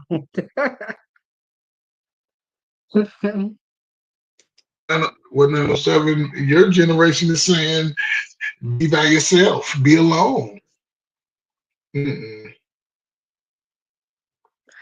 And I think the reason why they say that is because I think the reason why they say that is because there's a lot of bad experiences and a lot of bad people out here and people that take advantage. And so instead of risking all of that, they would rather just be alone and not have to go through the heartbreak, not have to go through the heartache. Whereas your generation, it seems like y'all were a little bit more friendlier, like y'all had the relationship in mind. And now it just seems like a free for all. What do you think, Trey? Yeah. Hold on. My little earpiece fell out. Yeah, and what you're saying is right, because when I was young, I remember being a young teenager, and me and my friends, we'd be sitting around talking about things we want to do when we get older. And we sort of talked each other off the ledge, meaning whether he had an issue at home with his girl, little girlfriend or father or something. We just tried to, we talked to each other about, just being encouraging, having the conversation. And I remember a lot of that growing up. We all, then we got old, teenagers. We all took pride in having our own. We did. I've never borrowed money from nobody. I've never, tried to take advantage of people. But again, I grew up in a house with 7 children, so I wasn't sharing too much of shit either. I ain't let people buy money. I ain't let people my age buy money at all. No, you able-minded body, you get your ass out there and work like me. So where it seems as though now people are looking for what they can get. Yeah. Or they're looking to scam. And so yeah. That's why I think people say I'd rather be alone. Yeah, it sounds good when you're young. At 45, you be looking like, what the at? You be hearing them sounds in your house. Do you hear your place settle at night? Do you be hearing it settle? Sound like somebody in there? I mean, we all got to make a deal. We all got to make a deal. I thought, when I was single, I thought I was missing out on stuff, but no, I'm not missing out on anything. I probably did the best thing in my life is to get married, because I like to do stuff. I like to be outside riding bikes, going. I like stuff like, I ain't trying to break the bank to have fun, but I barbecue at parks and, play basketball. I like being outside, but some women with them weaves, they ain't going outside in that hot sun. That's why certain things I only, but I only focused on the women that I was attracted to. And she had to have the aesthetics. And if she didn't like a light-skinned bald head dude, I ain't cuss her out. Be like, okay, your loss. Keep it moving. No, now oh yeah, they will cut you out. Yes. They will cut you out, get mad at you. Yeah. A guy that'll cut you out, he'll cheat on you. He'll cheat on you and then be mad that you want to leave him because you cheated. Because he cheated. Makes no sense. What am I supposed to do? Stay here and get dogged out? Well, a lot of people don't know what it's like to be loved by both sides. They don't know what it's like to have very true, Trey. You believe, when I don't know what to say, because it seems like the youngest and the strong. I just go with your age group, right? 31 to 51 is not the time to be crying and complaining and not doing stuff to make your life better. You can look back on your life, not saying you, but people your age can look back the first 30 years, regardless of how effed up it was, where they came from, mama wasn't ish, daddy ain't ish. But then you go 18 to 31, you considered an adult, you've been out here in the world, you done had your 304 stage, boy, male and the female. You wanted to go to school, but you didn't. You wanted to join the military, but you didn't. And now when you coming into that 30, you looking at life like, I ain't really did shit. But you know what? It ain't my fault. It's my mama's fault. It's my daddy's fault. But all these opportunities hit you in the face at some point down that line, and you didn't take advantage of it. And that's where a lot of people get trapped at. Because now, as you get 40, we all age out. Everybody age out. Hey, male and the female. Hey, we used to date guys say you don't age out, but yes, you do. You can't run as fast as you used to. You ain't going to no job at 40. You ain't had no job experience talking about I want to make 60,000. No, the job pays 28,000. This is where you are. But I don't know. I could be wrong, but I done seen it. I done walked it No, I think he's spot on. And then all you over get the a country. YouTube channel, you start crying, you get the YouTube starter package. You said a YouTube starter package. What's that? What's the YouTube starter package? Yeah, Well, what's there's the different ones. The crybaby what? one though is like how you Oh, said. okay. It's a YouTube starter package. Your life ain't going right. You about to hit 40.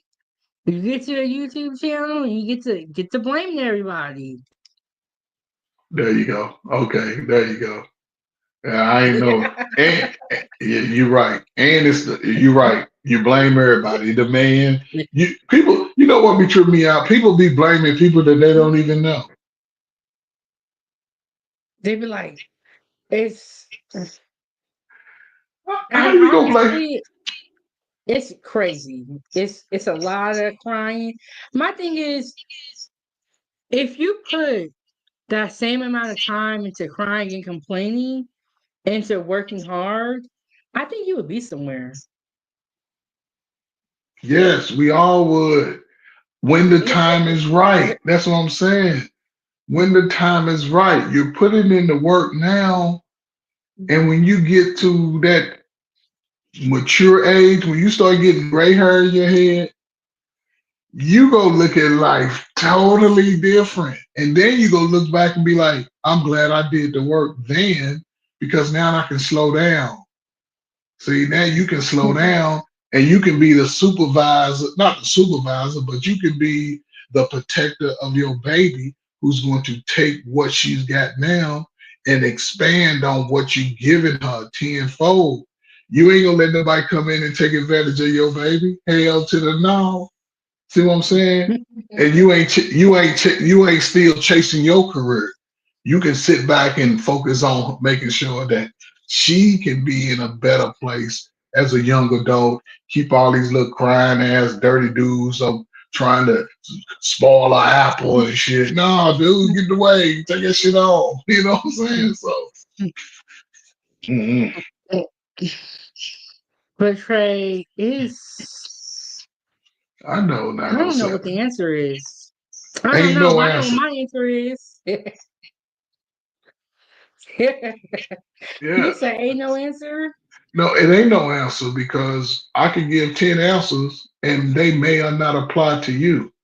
You create your answer as you continue to build on what you're doing. That's when you start finding your answer. Like, there's no one plan on how to make a person's life better. You just take bits and pieces I take bits and pieces from everybody. Everybody. I mean, even food. I listen to your comments about food when you give them the history and how they make it and the bullshit that go in it. And then I start looking at my pantry like, I don't need this, I don't need that, I'm gonna cut this out. You know what I'm saying? So I'm not that person to be like, oh, a person has to be qualified. What makes a person qualified? If you can give me the good answer, damn it, I want the good answer. I don't want no just an answer. It's a good answer. So Yeah. It's like if you got a way, I could do something better. I don't care who it's coming from. but no, you didn't say it nice enough. You was too mean when you said it. You was coming at me. You was judging me. What? What the hell? My wife, she makes pastries, right? But Yeah. look, her her wet ingredients is on point. But when it comes to that dough, I swear we be struggling with that.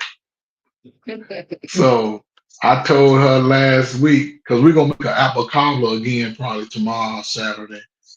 I told her I'm making the dough this time. I'm gonna make the dough because her dough be struggling.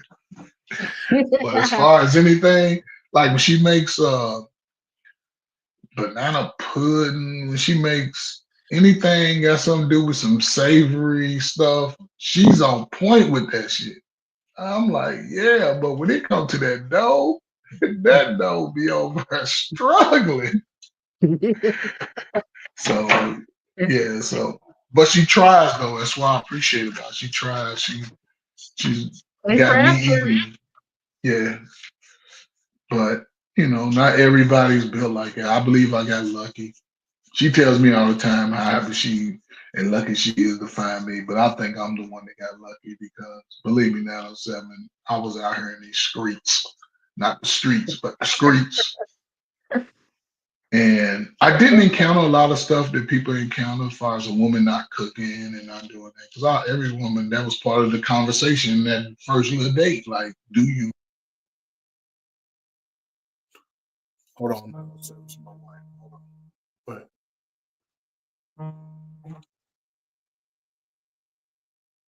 Yeah, there are some people that I've met in my day-to-day life that says that they have encountered women that do not cook and are not willing to cook. And some people I've met have said that they have never had a woman cook a home cooked meal for them. And I think, like Trey said, you got to make a deal. You know, you got to make a deal. You got to compromise. But people don't cook like that. I'll be back. Trey, are you there? Yeah, I'll be back. Give me a second, about 2 minutes. Okay. We're going to get back into this video. I'm going to play a little bit more of it where he's talking about all this money going to these babies. Just like a piece of paper or a pencil or any some sort of widget to give away. I mean, what could possibly go wrong here? I mean, on the one hand, it's really just darkly hilarious, isn't it? I mean, that this is the kind of thing that's been going on for God knows how long. I mean, who knows when these programs even started? Was it Joe Biden? Was it Barack Obama? Was it sometime even further in the past there? On the other hand, it really does underscore just how utterly inane and frankly perverse the dramatic, massive left-wing opposition to Elon Musk is. I mean, the people that are opposing the Trump administration more generally, Gabriella, whether it's things like this, whether it's the deportation of pro-Hamas miscreants like Mahmoud Khalil, I mean, what exactly are they standing for? I mean, are you guys actually making an affirmative positive stand to give away so-called loans to the tune of $330 million to people that are as young as 9 months? Are you actually taking an affirmative stand to actually keep Hamas supporters in the United States? I mean, what does it say about the modern left that they are forced to take these stances all in the purported name of just opposing whatever it is the Trump administration has to do? Because that's basically all they stand for at this point. They basically stand for whatever Trump does, and by extension, whatever Elon Musk does, we necessarily, by dint of that very fact, we will oppose it there. But that's left them defending some very, very, very indefensible things, I'm afraid. Absolutely. I would like to see them defend something worthwhile. Let's talk about US IP. The Trump administration is gutting the institution of peace. So last week, bureaucrats held a tense standoff with a DOGE team that required police intervention. A White House spokesperson says that rogue bureaucrats will not be allowed to hold agencies. So it says judge declines to bar DOGE from U.S. Institute of Peace after standoff. A lot of people are, one of the things I've been hearing be alleged that they don't feel like Elon Musk has the right to sensitive information. And that's why they want him to stop this investigation. That's one of the points that I have heard before, is that they don't think he's even qualified. They feel like everything he got going on within the government, because he does have government contracts for Tesla and he has a couple of other businesses. So they feel like he should not even be eligible to get this information. And they have tied some of his actions that he wanted to do with DOGE up in the federal courts. This judge said, or this judge declined to bar DOGE from U.S. Institute of Peace after standoff. So we're seeing a lot of pushback happening because of Elon wanting to investigate the spending. We're seeing a lot of pushback happen. Is hostage, and a judge agreed with this. District Judge Beryl Howell denied a request from the agency to grant a temporary restraining order that claimed that DOGE committed literal trespass and taking over by force. Now questions are being raised over what USIP could be trying to hide. USIP has around 300 employees, has a budget of $55 million a year. We know that it was established by Congress in 1984, and it claims that $55 million a year, 300 employees. So they clearly do not want Elon in to go over their books. They clearly don't want him to go over their books. I don't know if they're hiding anything. I'm not sure. But I feel like the federal government should be audited every couple, maybe like every 10 years. Like when they do the census, why can't they just do the audit? But I don't think anytime money's involved to the tune of millions and trillions of dollars, there needs to be an audit. There's no way that they should be allowed to handle this much money without an audit. Like that is crazy that we're just now having an audit in 2025. its mission is to prevent violent conflicts and broker peace deals abroad. This is, of course, despite the United States having been involved in numerous military interventions, prolonged wars, and the rising global instability in decades since then. It's hard to actually see what USIP has been able to achieve. Well, it's funny that they only have a budget of $55 million or whatever the exact number is, because if you actually drive by the U.S. Institute for Peace, and I've driven by it any number of times, it's located right on Constitution Avenue. It's literally right off the National Mall. So if you've been a tourist in Washington, D.C., you're driving down Constitution Avenue, you're driving down Main Justice and the Federal Reserve, and then you see this mysterious building, U.S. Institute of Peace. What in the world is this there? And it turns out that this, like so many other alphabet soup agencies or alphabet soup NGOs that are funded by the taxpayer in Washington, D.C., it's just a bunch of deep state career leftist bureaucrats. That's basically all that's going on here, it turns out, at the U.S. Institute of Peace there. By the way, the judge who actually ruled against the USIP employees there and ruled in favor of Elon Musk and DOGE, Beryl Howell, total left-wing judge, absolute far-left judge there.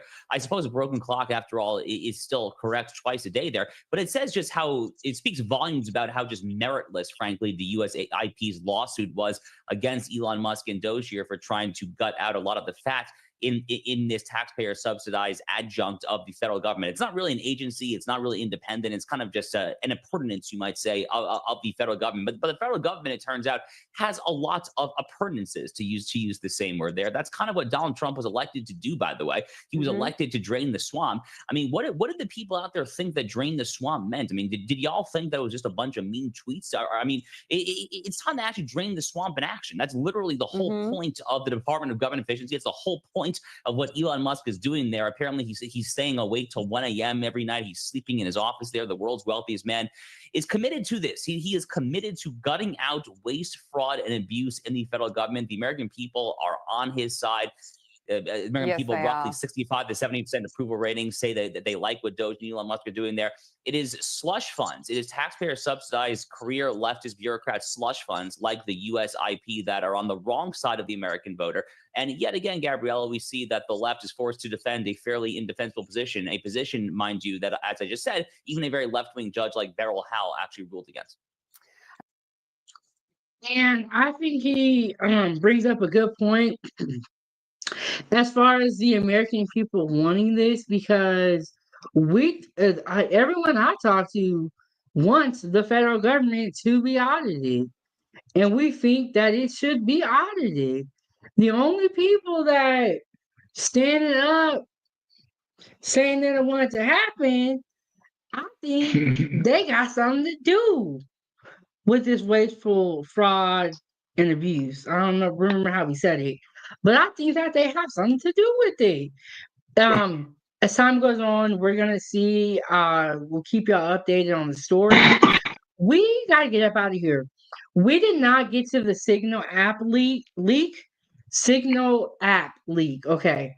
We didn't get to it. I'll put it on to tomorrow's show. I'm gonna be cooking tonight.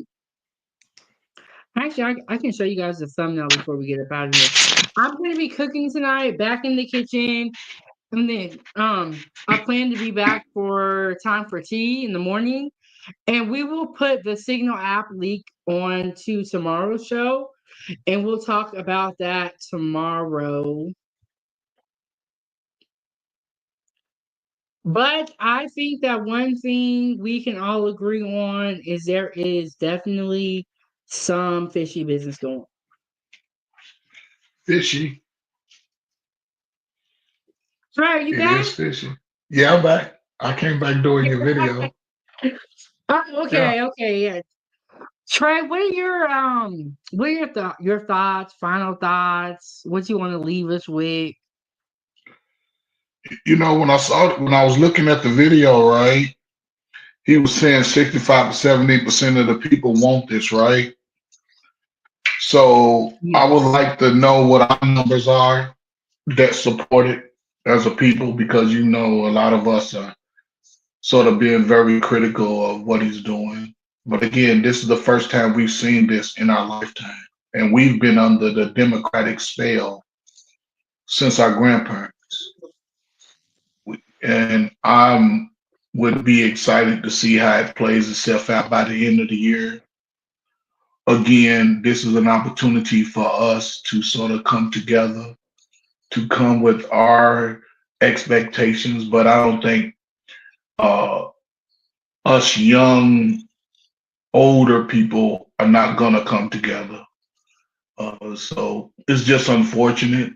You know, I'm on the other side of it. My Social Security is secure. Now I don't know about you and your generation now. So y'all Social Security may not be secure. So continue to do your thing.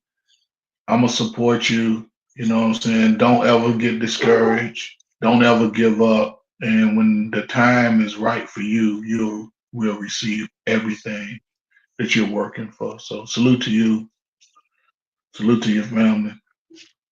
Tell your sister I can't wait to get back on the panel with her and fight with her some more. It's gonna be all right. Nah, salute though.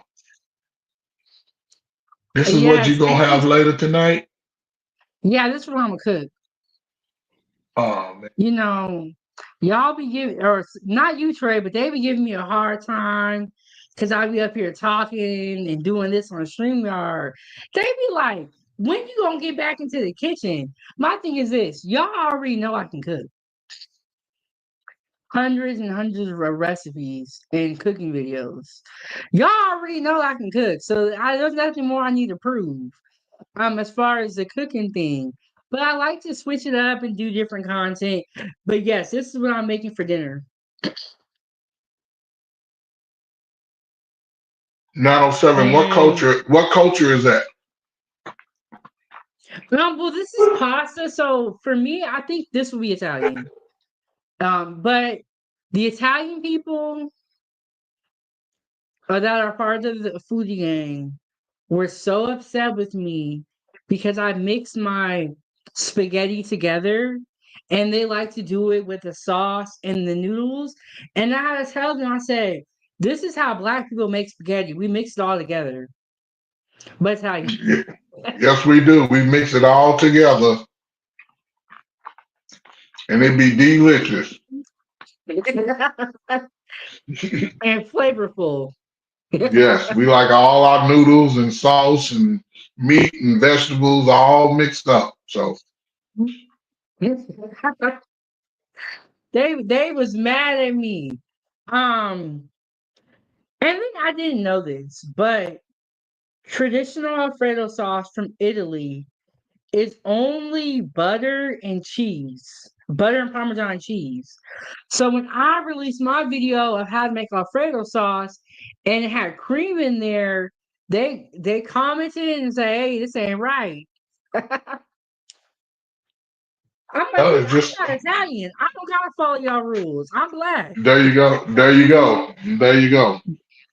And look, the crazy part is if someone would have ate it, they'd have been like, "Oh man, this is so good." You know, Yeah, so I'm just like, I'm not Italian. I never said I was. If y'all want to be traditional Italian, that's cool. That's cool, but everybody don't cook the same way, don't eat the same way. And that's why I have the food group on Facebook. Y'all make sure y'all check it out if you are on Facebook. Um, I know but yeah, seven. we I just got say one hi quick. here. I got one question No, before you go. okay. If you could choose a country to go to for 1 year to learn their cuisines, what country would it be? I love Asian food. I feel like I'm gonna go to Thailand. Cause I always, like on the Food Network, they always be in Thailand, and I love like the street food. I think I'm gonna go Okay. to Thailand, but I'm Okay. not living out in the bushes. No, I need to be in In a the bougie hotel in the part, city. you need to be glamorous and bougie, huh? Yes, I'm not backpack. It's like, why would I go to another country to be even poorer than what I am now? Okay. Okay. So next question. In going to that country, based on what you said, would you go to those off the beaten path uh little villages and try some of their foods that they eat? I definitely would do that because I feel like the food can tell you a lot about where you're at. And have you guys ever went to those little hole in the wall spots and they have the best Yes. food? The best food. So, but I'm not. I'm not doing no fish with no eyeballs. I'm gonna politely refuse. You don't want nothing looking at you. I'm like, look, no, thank you, but it looks delicious. Okay. Okay. Okay. Yeah. Yes, So I'm but just interested. where would you go, Trey? Where would you go? Uh, I'm not gonna say I would go to a particular country. However, I would try that country's wild game. Like I want to try some what is it called? Like skins, like pork skins that have such a thick layer of fat that you can shave off to make fried pork rinds out of. I've had deer meat Mm. barbecue, just to see the different like turtle soup and stuff like that. I would like to try some of that crazy stuff. Alligator soup, from the people that actually cook it, and make it a meal, not just running up on Bob's Diner and Cookout. No, I want to go to where I can see them slice it, go from everything from deleting it, cutting it up, skinning it, everything. I want to see that part. And Ooh, it can be anywhere. look. Russia. I want to try, I would try some snake, for the people that know how to do it, all of that. I would want to try that. Me too. I would try it just to say I did it, and then when you do go somewhere, you got to be respectful of people's culture. You Yes, you can't do. be like, "Oh, that's nasty." Sure can. You better kindly do it like it is on Survive. What is that? What's that show that used to make you eat all them crazy bugs and stuff? Oh, Fear Factor. Yeah, you better act like Fear Um, Factor and chug it on down. yeah, you can't go nowhere and insult nobody. But that go back to having respect. Some of y'all, not you, Trey, but Yeah. some of y'all don't got that much. Oh no, I know. I learned early respect people, places, and things. Respect people, places, and things. When you go to another country or city, I'm gonna respect the people. I'm gonna respect where I'm at. You know what I'm saying? I've always been a big component of that. People, places, and things. I'm gonna respect that. Plus, my father was big on respect. He'd have found me if he ever heard of me disrespecting somebody in the neighborhood, like an older lady. Then my father would have beat the brakes off me, but he didn't have to because I was always, "Hello, Miss Jones. Hey, Miss So and So. Hi, Mr. So and So." That was me. But, so And Trey, one thing I would say is that you do keep your demeanor, and I've seen some people like get out of attack pocket me. with you, Yeah, and you never get disrespectful back with them. yeah. Like I said, I understand that. And that's why, like you said, I don't come off because I could go in though, because believe me, I can just start going. But see, when I go in, I'm gonna hurt your feelings. I'm gonna go with what I see, and I'm gonna hurt your feelings, and I'm cool. That's why I don't, I just take it. Well, no did it, but I can, I got broad shoulders, so words ain't gonna hurt me. No, when I grew up, 907, we used to spend hours and hours capping on each other. I'm talking about we'll be capping so much, we start capping today. When I see you tomorrow, we're gonna spend another 4 hours talking about each other.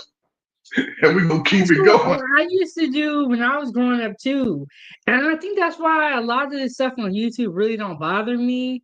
Is because Yes, we would be dissing each other and we would think it yes, was funny.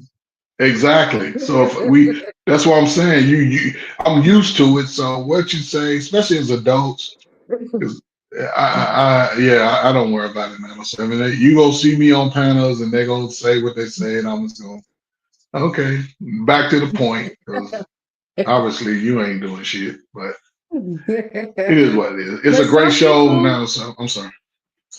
well, I was gonna say, but some people will hear something get so mad. But I think it's because I did grow up like that, where we were always going back and forth, kind of like getting you ready for the real world. You know what I'm saying? Exactly. In a way. Exactly. And that's what it is. My father used to talk to me crazy. So couldn't nobody else out in the streets get me emotional. My father I'm telling you. So like I said, I appreciate the fact that my parents didn't hide nothing from me. They cussed me out when I did dumb shit. They praised me when I did good stuff. And I sort of always held on to that. That's why I love coaching.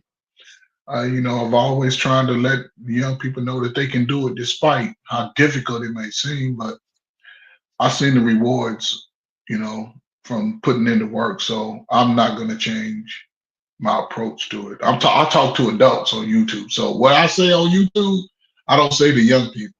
They never hear me curse. Young people never hear me curse. Never. But the old folks, oh, I cuss their ass out. But but And he it's all will. good, man. Trey is not playing. So, great show, 907. Salute. I'm gonna check you out tonight. I'm gonna get on the what time are you going live? I want to get there around 7:30. Y'all know I'll be late, but I So am gonna what cook. so what time is it where you at now? It is 2:11 here, Oh, so so probably in like four hours. okay, so I'm 4 hours ahead of you. I'm 4 hours Okay. ahead of you. So yeah, 4 hours would be about 10 o'clock. Yeah, I'm up, of course. I'll be up for sure. Yeah, Trey, you up early? You gonna be up? Trey be up all the time on YouTube. Yeah, I'll be up at night because I sleep all day. Only reason I was up early today, like I said, I went to base today, so I got up a little early so I can get out and do what I had to do and get home. Then I'm great, rest up, watch me some basketball, and then all night once I put my wife to sleep, I'm up all night. So yeah, I'll put We don't everybody to even sleep know how early. we gonna put her to sleep. Well, my wife go to bed early, so about 9, I'll be putting everybody to sleep. I'll put everybody to sleep. Dogs, cat, everybody go to sleep except me. So Anyway, yeah, everybody so on the bed.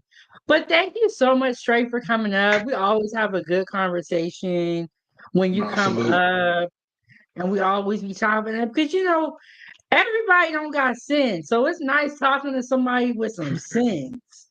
Yeah, I got a Like, little bit. I got a little bit,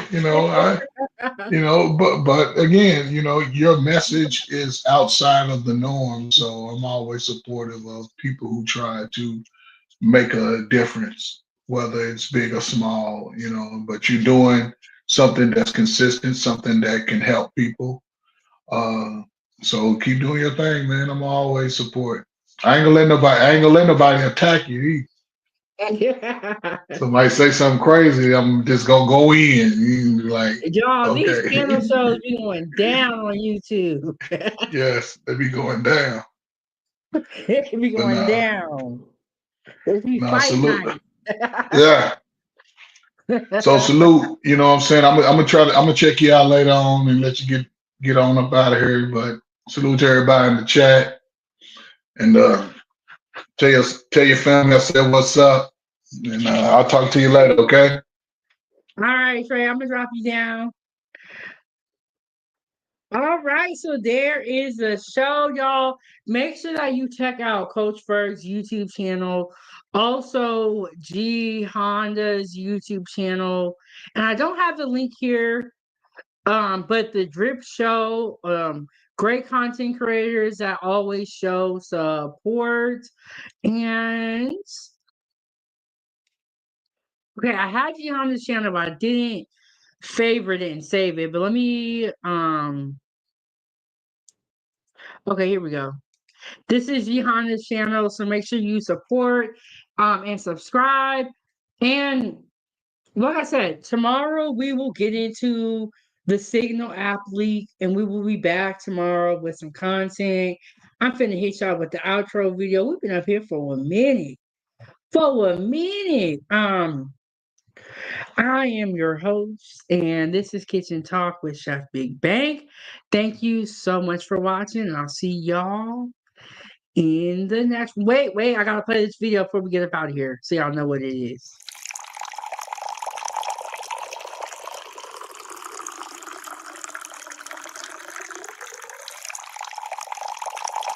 Please hold for a very important message.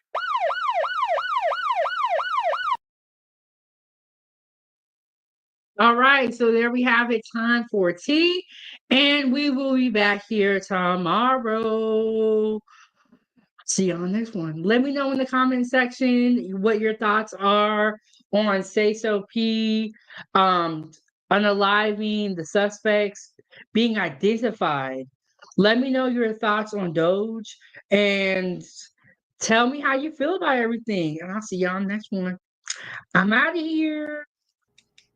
Foodiegang, gang, gang.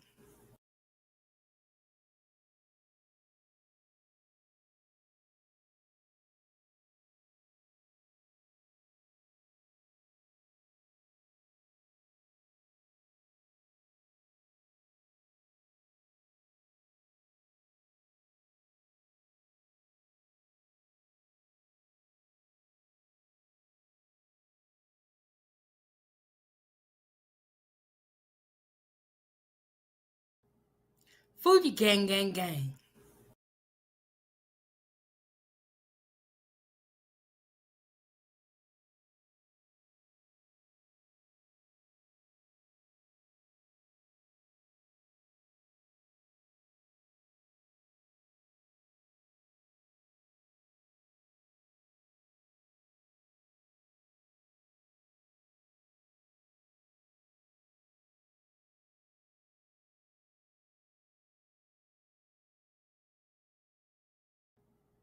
Foodiegang, gang, gang.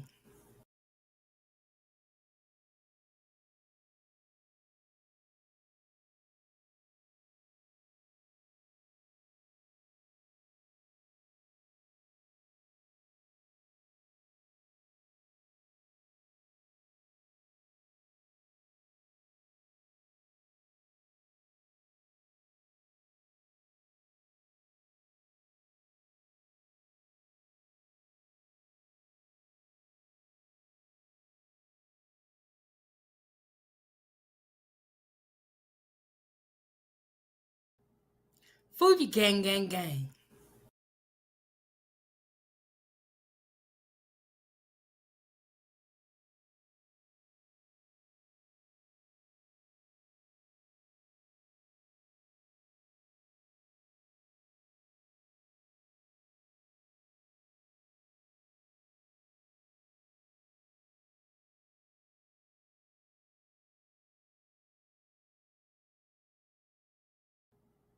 Foodie gang, gang, gang.